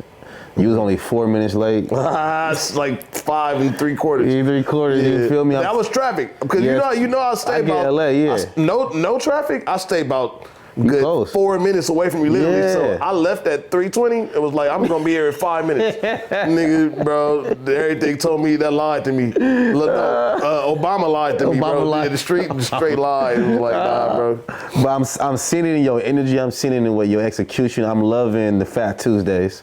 That shit fun. It's fun to see you. It's fun to see you. You know, consistency makes you not allow the space to be too critical of yourself, because you got to put it out. Right. You know what I mean? You got that verse. You got to say, "Oh fuck it." Exactly. I only got my iPhone today. I got to do it. You know what I mean? Literally, bro. Remember earlier I was like, if I got a job, I need the job to do. I can't. But if I don't got the job, then you feel me? I'm just gonna just be just a waste. I'm just somebody just existing. Yeah. But if you give me a job or something to do, an objective, then I'm with it. And Fat Tuesday is like your objective, so it keeps you creating. Right, based on exactly what you just said. Like, no matter what, like if the thing is I gotta drop something, what I'm gonna do? Like, I've yet to have to be like, fuck it, nigga. Yo, and when I do this, I do this. Like, but if it get grimy like that, that's what I'm gonna have to do. Literally, I'm gonna write a verse. That's what I got. That's what I got. I'm turning on the beat and I'm gonna rap in front of the camera. If it get like that, so But yeah, bro. What made you take the leap from being stuck in maybe a creative yield a bit, or maybe not taking advantage of the opportunities? Let's go with that, because I ain't never really been stuck, bro. Okay. I just literally was like, fuck this social media shit. I didn't want the challenge. I didn't want the challenge because I was tired of it. I saw it was too oversaturated, and I was just like, maybe this is not for me because it was comfortable. But what was comfortable? Not having to, not urging myself to be someone on social media every day. The work that it takes to put into it, the amount of interaction and energy you have to output to be on the internet as actively like using it. Yeah, I was like, and then part of it was like probably a form of laziness, and then the other part of it was just lack of will. Like, you know what I'm saying? Because I never wanted to be looked at like, oh, this nigga doing this goofy ass shit to get likes or to get clicks. No, I don't want, not even because of the perception, but I don't want it for me. I don't want to perceive myself as that. Okay. So, you know, that. What was the new mindset then that got you to get out of the laziness, out of the lack of will? What mindset did you adopt? What ideas what was a turning moment? I'm interested in because Right. I could see the turn. You feel me? So it's something, and I want y'all out there, man, in the world to get this too. And you got to remember that we all are brands. You know, so if you're a brand in yourself, just being an entity, then in order to activate your brand and to be of service in any capacity, you probably need to be active online in order to reel in the fruits of the labor. Ooh. You know what I'm saying? So to reel in that's deep. I'll keep going. I won't cut you off because you know. and so that's what I wasn't doing. Like I said, I had all these opportunities, all these people around me, and it's like, oh man, like how am I gonna be able to really like benefit from this if I'm not being so? All right, so shout out to Iman. I was having she always an inspiration. Good woman. I was having a conversation with another talented artist named Coco Sarai. Coco Sarai. I don't know if you're familiar with her. Is she now? She was acting. Now she doing other stuff. I'm not sure if Coco act, but if Coco act, I could see it because Coco definitely got so much personality and character full of life. Coco Sarai is a very familiar name, but I can't pin it down right now. Incredible artist, bro. Okay. Incredible. Okay, we gotta get it for incredible artist, stage presence, everything. You gonna love her. Okay. You gonna love her. So Iman was and Coco and a few other artists, like they had a collab mentorship with United Masters. It was like a event that United Masters did with Bullet Whiskey. Okay. And they basically I think Iman told me about this. Yeah, they took her and some other artists. Yeah, they had to mentor other artists. Oh, I didn't realize it was that though, but she told me about something with United Masters and Bullet Whiskey. Okay. Yep. Okay. So I was there, and so I just happened to be mentioning, I was having a conversation with Coco about, you know, this was what's her favorite ways to make money, and she was like, "Oh, stuff like this, like," and that's what taught me. Literally, I had heard these things before, but I never put it together. With brand partnerships, as simple as they are, and was probably common for me. It just never was apparent to me that I can be myself, can be getting with other brands and aligning myself with them. You the brand with other brands. Right. I never thought about that. Or even taking my brand and using that as a source of funding, as a source of promotion, marketing, like all the different things that aligning yourself with another brand can do. So I never was aware of that being just a thing that I have access to, right? So I'm talking to her about that, and she was just like, you know, Iman, I be watching Iman. I look to Iman for a lot of this shit. Like, she the one, like, you got Iman right there. You don't be doing this shit. Might be moving. You know what I'm saying? And she was like, and so I turned around, Iman was like, oh, well, what y'all talking about? She was like, and when she got hip to what we was talking about, she was like, oh yeah, I didn't pay. I'm sorry, I don't mean to put it, if I put too much business out there, but it's just a combo. She was saying like, shit, I didn't pay my bills, like, or whatever, however much she did off of these type of dealings. Yeah. So, when I found that out, I'm like, okay, I'm missing out on being Fat Ron. This is literally just being me can be making me all of these different opportunities. So yeah, that's what led me to doing this, because I was just like, I'm a brand. I don't have no real internet presence to generate even a social currency, not alone actual liquid currency.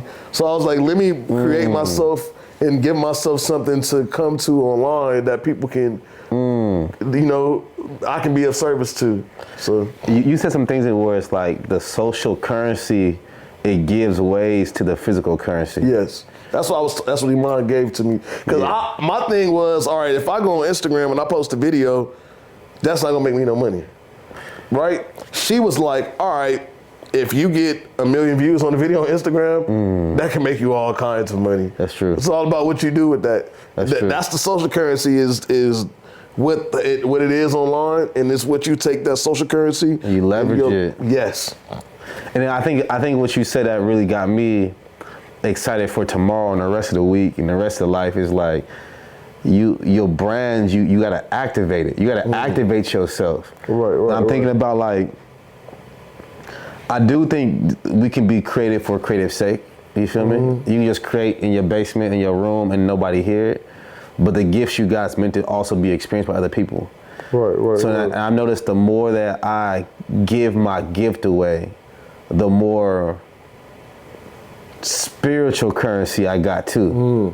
Hell yeah. It's like, it's like the Most High be like, yo, you utilizing what I gave you? Right. I'm gonna give you more ideas. Right. Bigger ideas. More opportunity. But I love how you said Imam puts you on, like, you may not make the money just from the views going up. Right. But you can use that social currency to say, hey, brand, you and I have similar ideas and values about this world. Like, you are a brand who moves in product and services, and you got money for et cetera. Let's partner up. I mean, let's look at everybody. I mean, some of my goals, I'm looking at people because, for instance, I was just mentioned earlier how like I've been wanting to align myself with this cannabis.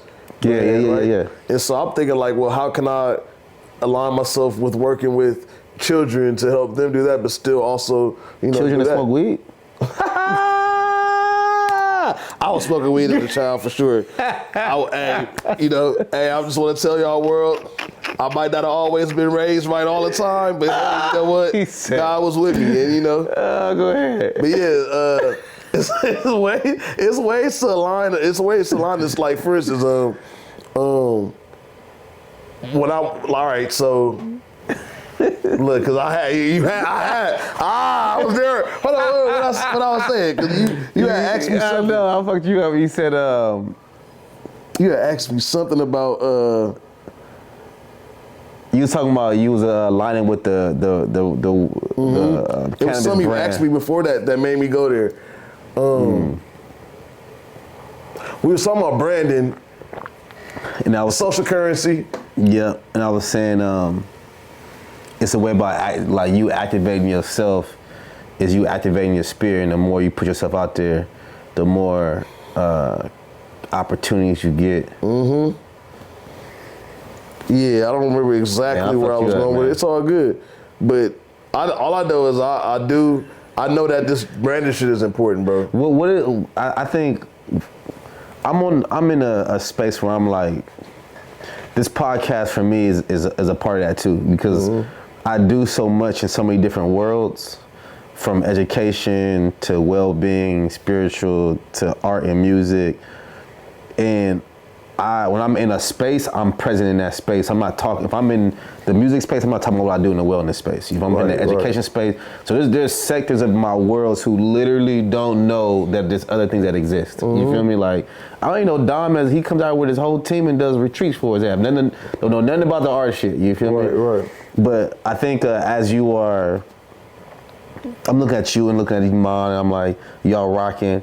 When you say a brand, what does it mean? Like, I think for the average person, like, I'm a brand, like, what you mean? Like, and to throw that back there, what we say, because I think it kind of came back to me about what you were saying, and that's going to tie into what you just asked me too. Even when it comes, like, for instance, like, if I smoke weed, right, but I also work with kids. Like, how can that be one world and not conflict with each other? Because it's like, you know what I'm saying? And so, Eat Better Today is, if that's my brand and that's what I'm pushing, then that's bigger than who I am. That's its own entity. You know what I'm saying? And that's what I really was saying. So the dude I looked to that was able to do that, this is why I was going there. Because when I brung up like being able to work with kids and then like being somebody smoke, somebody who's great at that? Snoop Dogg. Snoop Dogg is a marketing genius. Yeah. He's his brand. He's his whole self all the time. No matter what stage you put him on. Yeah, he's like, Snoop. Yeah, I'm Snoop. I could be Snoop at the football game with the kids. I could be Snoop at the Olympics. I'm gonna be Snoop. So I feel you. So the brand, yeah, Crip with a blunt. Hey, on the Olympics, he was like, cuz somebody said, he ain't switch up. Only Snoop get away with that. But that's what I'm looking to, and I might not be that extreme with my lifestyle, what I represent, but me just having a similar background, just being from the hood, even just that similarity. What makes this is an interesting conversation? Cause I think we're about to go into a spot where I think is helpful for myself and others. What do you think makes Snoop so transferable? Cause you said it where it's like, yo, Snoop, he gonna be Snoop, and then you said, I don't know if I could do it like that, but like if we see that's the blueprint, where it's like, yo, you being your whole ass self in any space you walk into is the game. You know what I mean? Yeah. Then what makes it that we can't always be like that? Why we stop being ourselves in certain spaces? Because that's the game. I see. That's me. Go. My bad. I see it in myself sometimes where I'm like, people, when I tell people like we do a bunch of stuff in wellness and education and stuff, and some of the homies would be like, yo, can I come see what you do? Right. And then they'll be like, yo, you act the same in front of PhDs and as you do when you talking to me. I'm like, yeah, I'm the power is me I'm answering my question. The power is me walking with my whole self. Right. So I think what it does is the people, they're like they're impressed because how they want to move through life. That makes a lot of sense. Yeah. You're showing, even with Snoop, we're impressed because he cripping on the Olympics. That's crazy. Super Bowl with a blue rag jumpsuit on. But blue it's strings. Like to the average human, you're like, dang, he just being himself. That's crazy, and we're enamored. It's like with a baby. I look at my son. Mana don't care who in the room. He gonna yell, scream, talk loud, throw himself on the floor and roll around and have fun. It's like, and it's entertaining to see something that is unhinged. Right. You know what I mean? So I think about Snoop like that, and I think about, dang, as just like a normal person, why we be holding back like that? If we see that's the blueprint is to be you. You know what it is, and that go back even earlier when we was talking about just about working and how like when you work and you do that job and you become so much of it, it strips you from all of your branding. If you let it. If you let it. So what's another word for branding? It strips you from all your uniqueness?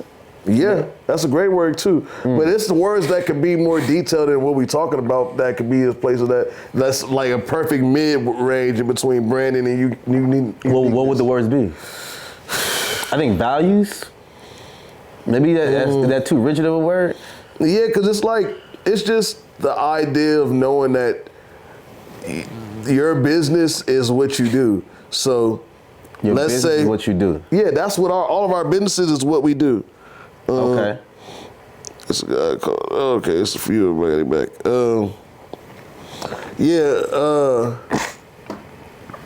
Your business is what you do. Yeah, bro. Like, let's say you know how to do hair. Like, all right, that's a business. That's a whole business. That's you doing hair is very worthy of you going to get an LLC, go get in the company and seeing what type of funding you could do and how you can expand within that world. If you do braids, all right, you need to have a braid. You can have a braid handbook of different braid styles that you sell.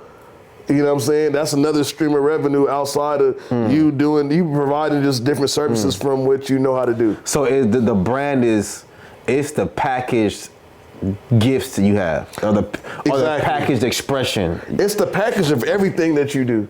Anything, your swag and your style is your brand. Yeah. Because when we say brand, that's such a vast statement because it could be multiple things, or it could be 2 things, or it could be 10 things, or it could be 10 things within 1 thing. If you want to break it down like that, if you want to go that far with it, but sometimes you just want, like, that's what I'm saying. I bring up the how you can, if you're a braider that's really good at braiding, and you was like, all right, well, I literally created these styles that I'm about to sell you in this book that's fully wrapped, and you could get it, but you got to buy it, and once you have it, it's yours. Yeah. Or I could just sell just me doing that style on your head. And that's that service. But I can take it to as many different places I want to go. And so, but you only can have that access of doing that with a brand and a business and a brand and something that can represent what you are. So that's where your value lies. And that's how you can use it or abuse it. You know what I'm saying? So now you expressing now part of the pivot I'm seeing from Fat Ron, who wasn't taking advantage of the opportunities, and Fat Ron was taking the advantage now. You're seeing yourself as something that can be offered, Something that can be of I'm a platform. Yeah. I'm a platform. I'm a service. I like that. Yeah, I'm a platform.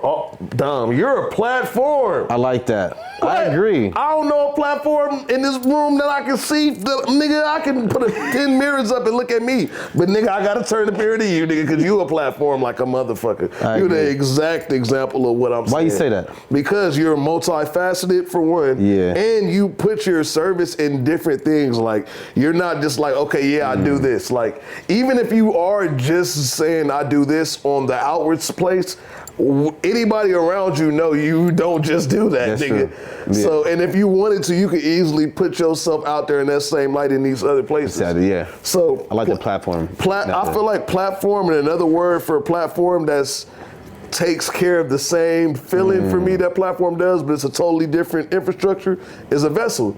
You know what I'm saying? Yeah, they go head to head.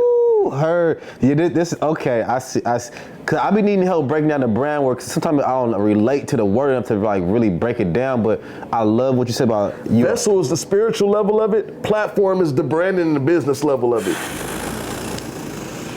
Cause I could do something for you right now that was just came through me to help you. That don't got nothing to do with me, but everything to do with me for me handing it to you. Yeah. Ooh, that's real. Same thing as a platform. I can just be something that takes what you do and bring you up there. Yeah. But that didn't take no skill. That was just me just being something for you to do that. But that's not me. That's you. Just like the hair braider. I'm braiding your hair, but I'm the vessel for you to be able to express yourself. To you, it's your hair, it's you. I'm just the person that did it. Just like a brand is helping you. That's interesting because now that gives me deeper layers to the brand, because the brand becomes a medium between your gift, the brand's gift, and what the person needs itself. Right. Like a platform where it's like, yo, the brand of Nike is really good at creating footwear. Right. That helps you be athletic. The person may want to express their health. Right. So they come to get the shoes so they can express their health. They may want to express their uniqueness or their outfits, so they come. It's like the brand helps you express what you really want as the customer. So you know what you. So I'm thinking like, I think the brand of Snoop Dogg is relatability. Yeah, it's a lot of relatability. It's like, yo, I'm gonna be so truly me that I can sit in front of anything and help you relate to it. Right. Yeah. Because he get car insurance. Yeah, exactly. I see them on some of the most random shit, but it's like, oh, if that cat right there, who's I feel related to him in relation because he's being himself, and I have a myself too who I want to be in a relationship with. I want to be authentic. When you see a cat being authentic next to a product, you like, yeah, then that means a person like myself can use it. And then another thing too that you saying that just made me think of, bro, I think is an important part to get from this. Like, I feel like this is probably the most important message for me to give to us as a community of people, is that why branding and having some type of level of putting a brand on your identity and how it can bring you financial freedom. Because we all searching for financial freedom in the hood, and like we don't true. like. That's true. So the thing about having financial freedom is having the ability to create the freedom. So if the freedom is ability. So right now we got 30 businesses in this room. And we all, we got somebody off camera right here. So hey, look, some Alex. If you had 10 businesses, I had 10 businesses, you had 10 businesses, right? Yeah. We could go. We all can get rich off of one of these businesses. If one of our businesses go, and we all just say, okay, this is the one that go, we all gonna pour into that one, and we gonna just like divvy that one up because we all was pushing for whatever, nigga. But I only said it to say how America works. I could start a business right now. This business opens me, gives me the eligibility to get some funding from government, from banks, from the services that I provide. It just creates a financial institution within itself. keep going, please. Keep going. And then the dope part about it is that I can have one or I can have 10. So if one don't work, if I make 10 of them and 9 of them don't work and one work, I still won. Still won. If all 10 of them work, I super won. And the dope part is I could start one and it don't work and I could just start another one. And that don't work and I could just start another one. And I'm not trying to say people, because you know the feds is always watching, and so I wouldn't encourage people to abuse this. This is not financial advice at all. In the least, this is not financial advice. I'm just telling you what I see. How I look at it, let's say you get funding and you get a business, you go invest into it, you go create products from it, and financially you don't benefit, you don't profit. You file for bankruptcy. And guess what? You can start another one. Start again. You know, the interesting about that too is like you say we can all start a business and the financial freedom and branding. And I think about what a business actually is. It's a vehicle to solve a problem. Okay. I like that one. Yeah, it is. Straight up. Yeah, it's a vehicle to solve a problem. So it's like if we can solve a problem and then we can, especially, dang, it gets me back to the brand, the brand, because you say you're a vessel. Right. The spiritual level of a brand is the vessel. So, and the Most High, God is pushing energy and ideas through us because we His hands. Right. You know what I mean? We His hands, and this movement it's like God gonna operate through man and woman and earth and whatever else is going on. You feel me? For sure. So I think about like the vessel then can create the brand or the business to help other people. But you can only really be the best at it for the financial freedom if you authentically being yourself. That's true.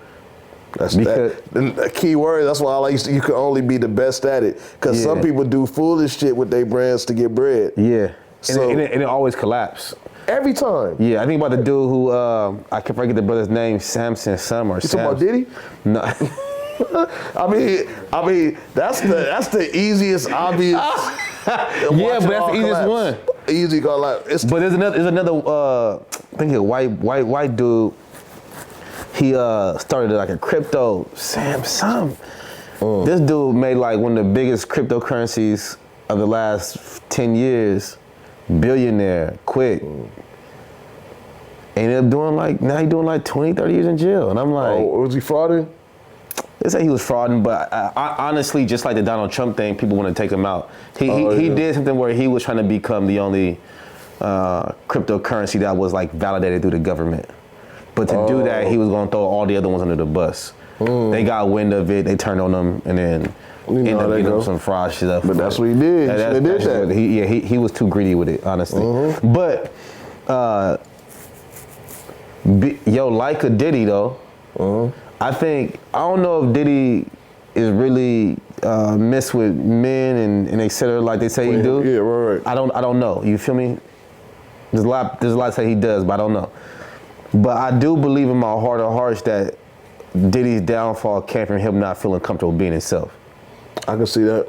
You know what I mean? I look at it just your intentions. Like, if you doing evil things, you gonna get evil answers. You know what I'm saying? Yeah. But evil to me is such a broad spectrum because it's like, to you, was it evil or was it to you, like, that's why I said like not being itself because you trying to mask something that is like occurring on the outside with like, well, I was listening to every one of his bodyguards and he was like, something to the tune of like, Diddy wasn't a gangster around gangsters. He was a gangster around cats he knew he could have power over. Right. Even if they were gangsters too, you feel me? To me, that's why I said evil, because I look at it like, all right, my bad. I feel like I cut you off. No. Talk. You got it. Yeah. All right. I feel like there's because I know gangsters. I don't feel like being a gangster is evil. The idea of being a gangster is you're just a gangster. Yeah. You might do bad stuff from time to time. It's your community it's your community. It's the people who you find solace and trust in, and whatever the case is. What team you on? That's What my team you question. on? It's your team. If you doing bad stuff because you just want to do something bad, you probably over there with the evil team. Yeah. But if you doing bad stuff sometimes because you got to make it and that's all you know, but in your heart you good, you take care of your people, I'll be like, all right, yeah, that man got some work to do. He can make some mistakes. Yeah. But I'm not gonna just shun you and be like, okay, yeah, you an evil person. But when I see somebody like for instance, like greed is a cousin of evilness. Like if it's not already evil. But where greed come from? It come from you lacking already. You feel me? That's why I'm like, even with Diddy, I'm like, let's say he was, let's hypothetically say he was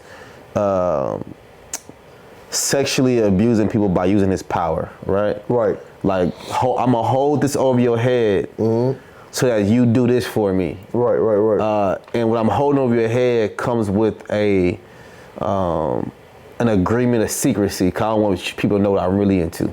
You feel me? If you setting somebody up, that's evil. If you do it to let them know ahead of time, I just wanna dissect evil for a second. You feel me? Because I think most people do things that have been done to them. Okay. Yes, we can call it evil. We can say, yo, that's an evil act, right? But if that's the way you was manipulated and brought up into, and now you enact that same behavior onto other people, okay, it's like you was programmed, that spirit of sexual abuse was thrown into you, you was conditioned to move that way. Now, you don't have to do that. You could have easily got done dirty and then flipped it around, you feel me? But I'm saying, I forgot what I'm saying, but I think what I'm saying is that, what you're saying. He's like, it's the act is evil, but sometimes I have to step away from the good and bad of it and be like, yo, what make a motherfucker move that way? Right. You feel me? Where like so many people can say you manipulated them to get what you want. You didn't just ask them. Like, that's crazy. Like, I be looking at this situation, I'm like, yo, you was so powerful. You could just ask somebody to do all that shit. But there was something about the way you wanted it. But that's how reality works. Reality works is that it's not gonna work if you just ask. You're not gonna. What if you? Not the ones you want. Think about it. I'll use perfect example. I use dating scene. Okay. Like, you know what I'm saying? You're a married man. Yeah. But let's say if you wasn't. Okay. It always seemed like the girls that you wanted didn't want you, and it's the ones that you don't care about that's on you. The ones it's always, you know what I'm saying? You might catch a couple ones. That you're like, okay, I like you, that's on you, but the ones you really want, they wasn't coming at you. Okay. I feel like that's how he is. Like, he gonna go get the one, like, I would hear, like, and I'm not saying him example, we using him as an example, but let's just say, like, he might be like, okay, I want to get the nigga I want to make the nigga gay that's not gay. So that's So in that same vein is like, hypothetically, because we don't know his life. Hypothetically, yeah. Is that how somebody turned him out? You feel me? That's what I'm getting at when I'm like, yo, I think about when people are like, when people molest other people, it's usually people who are molested themselves. So I'm like, yes, it's evil, but it's not evil just for evil's sake. You feel me? It's like evil by conditioning. It's evil by... I'm with you, but I feel like it's still like, it's an energy. Like, it's the energy start from somewhere. That's what I'm saying. Even if somebody get that to you, because let's use, like, so we all hypotheticals, and let's say we using Diddy, like, let's say it's a situation. It wasn't like he came out the womb and they were just like, yeah, you gonna be doing this to men. Like, nah, nigga, you got into the industry and you wanted this shit so bad.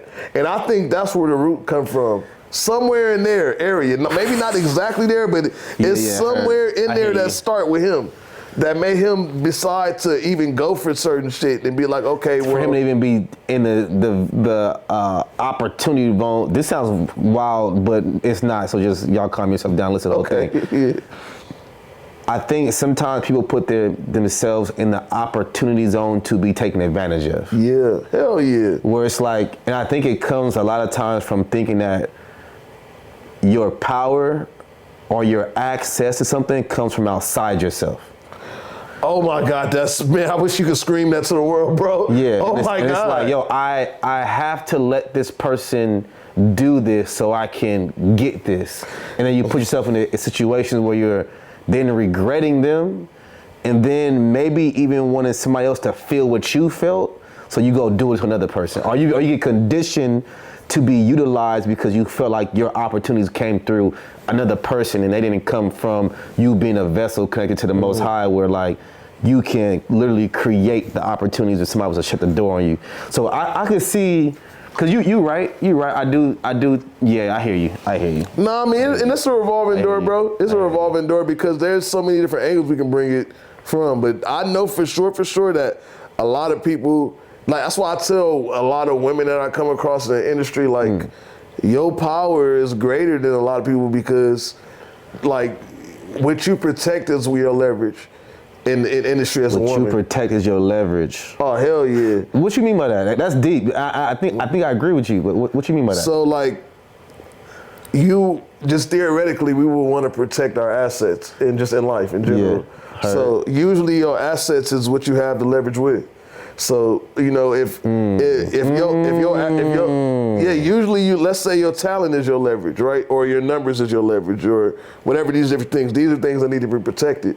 So, it's like just this industry is built to take from you. It's built to pull from you and give you a little bit back. Like, I'm gonna take all that from you, but I'm gonna give you that right there. Okay, cool.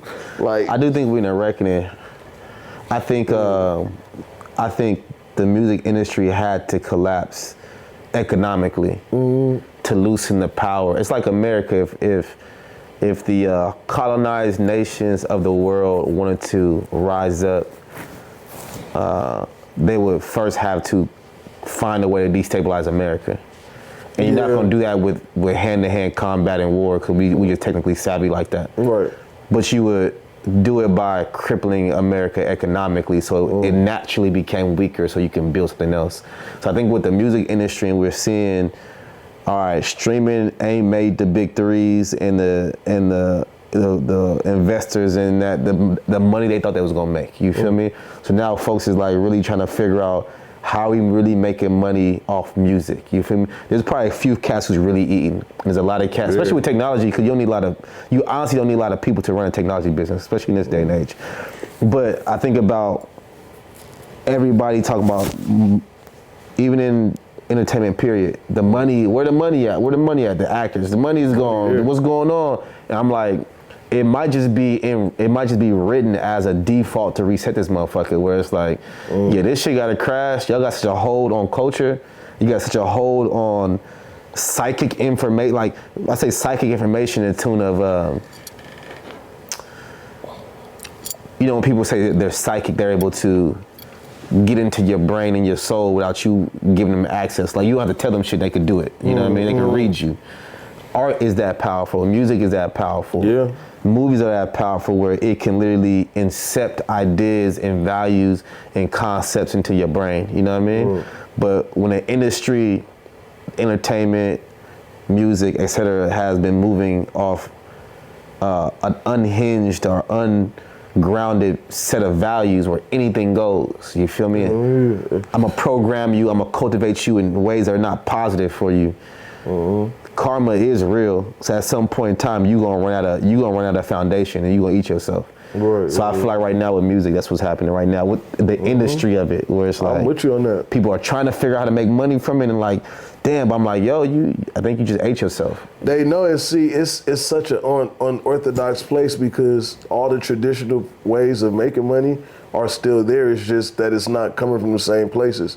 Like, you know that you're gonna get some money. Like, if you're an artist, at least you're gonna get some money off of your show. But what's gonna make people want to come to your show? It's probably not gonna be that album that you just dropped. It's probably gonna be one song that just went viral on TikTok. One song that went, damn. And it could be an old ass song that you wasn't even serious about. Or it could be a voice little video that you just remixed, or somebody making a video, and that shit just blew up. Like, this is getting wicked out there. So because I'm looking at it. That's why with me, I'm like, I'm just gonna do this one thing, and I'm gonna keep doing it and see what that gives to me. But I'm knowing that pace and that Fat Tuesdays is gonna allow me to be able to pull from other places. It's just opening up a door. It's like, this is a house, and y'all can come in here.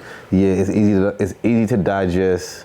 You come in, and I kind of see the podcast that way too, where I hear you, where I'm like, you don't have to come to the retreats. You don't have to hire us for X amount of dollars. You don't have to just have to be in LA to come to a Kin Folk or come to a Once activation. You can tap in to Dom and his homies and see what this ethos and this ecosystem is about and be like, oh shit, this is what I've been seeing on Instagram and et cetera for years, but it's in a little more digestible setting, you feel me, where it's not so fast and I can really take it in, you feel me? So I hear you. So what's next for you in the music tip? I know we got Fat Tuesdays. Are you gonna put out a project? I would love to work with you on a project too. We've been talking about it. Yeah, man. So I wanted the project. We worked on it at one point. I mean, we talked about a project I've been working on, and I think we gonna finally put some real gas behind it because I got some opportunities opening up. I'll speak to you about. Understood. But definitely this project that I'm excited about working on is the Cadillac tape. Cadillac tape. The Cadillac tape, yeah, and I got some bangers on it. I got a narrative within the project, and I just feel like it's cohesive with an important topic I feel like every hood can benefit from. What's that topic? Oh man, I just want to push everybody forward. We got to get away from looking at ourselves as the enemy and looking at our environment as a war zone and start looking at the positives of where we got and just start thinking of like all the forward progression we could do from what we have. Ooh, I be telling people the hood is the most valuable property in America. What? I the equity in the hood. Yeah, I'm not even from the part of LA where I live. I only been here 3 years, but to see a Whole Foods down there, come on, bro. I was like, yo, I can only imagine actually being from here and then like knowing what it used to be like. You're like, yo, they can put a Whole Foods up, 2, 3 high-rise buildings with thousands of people. I'm almost sure them lots was damn near empty for years, just sitting there posted. I bet. And people were like, man, this hood around here, hey, we'll do what. And then you see somebody come through with a fresh eye and be like, yeah, right now. No, they knew what time it was when they built that. You see everything else being built around there. Yeah, on the other side. They about to go super crazy, bro. Yeah, so I like the concept of that project I did. It's gonna be that's gonna be super valuable, super. Yeah, and I got that, and then I'm about to start. Well, I don't know if I want to say that yet, but there's no Fat Tuesdays. We doing some stuff with Fat Tuesdays. Cool. We got some ideas with that. Cool. And yeah, I'm just excited to just keep making music. I got a bunch of music, so I'm trying to flush as much right now. Fat Tuesdays is helping me get music out. Yeah, cause you got you just sitting. Yeah, I feel you. I can say it now. So what I'm gonna do is I'm gonna make Fat Tuesdays a project. So I'm gonna do a Fat Tuesdays Volume 1 that's gonna be all of those episodes, all of those songs is gonna come out, and that's gonna be that's whole songs. Yeah, to get the full. That's hard. Yeah, that's hard. And then I like Eat Better Today. You told me you might have a concept of you visiting restaurants and stuff. Oh yeah, we got that. That's coming up too. I didn't tell people yet about it. Yeah. Let people know. That's all good. I was thinking about a rollout for the project. Like, Nah. Eat Better Today is coming. We definitely even shot a couple episodes. That's dope. And we getting that ready, and I just want to make sure the foundation is laid so that I could really punch, No, you're doing it right, man. You're doing it right. Man, I'm grateful for you to be here. Oh, man. Bro, this is a pleasant conversation, bro. I appreciate you inviting me, bro. Yeah, and I'm glad you made your way over that hump of not taking advantage of your opportunities and then finding a way to express your values and the way you want to help people through your music and being consistent with it. Because I'm like, I got a knowing in me that with you continuing this, we're going to look up like 1.5 years from now, it's going to be like, Fat Ron going to be exactly where he thought he would be. You know what I mean? Just from you allowing yourself to push your spirit into the world, and God gonna do the rest. Like, you ain't gotta do nothing after that. You know what I mean? You gotta keep going. Blessing. So I already know what's happening, man. Congratulations on everything. Man. You feel me? And much love and respect to you, Appreciate you, bro. Yeah, and you came through with the mantra loops. I invite you to enjoy on. Man, shout out to Jim and them, man. Shout out to Jim and them, man. Jim is. Jim is the plug. Like Well, yeah. Jim connects me to so many beautiful people. You feel me? Well, So thank you, baby girl. Well, yeah, nah, I wear this mug all the time. Yeah, it's a beautiful. I was telling Jim we gotta redo them and make the lettering a little bigger on the back and like put it and blast it. You feel me? Be hard. Yeah. But we gonna do that anyways. Hey, No. much respect to you, My Jim. dog. Ah. Man, until next time. All right. I got to pay too. I got to go. I got to do a quick one.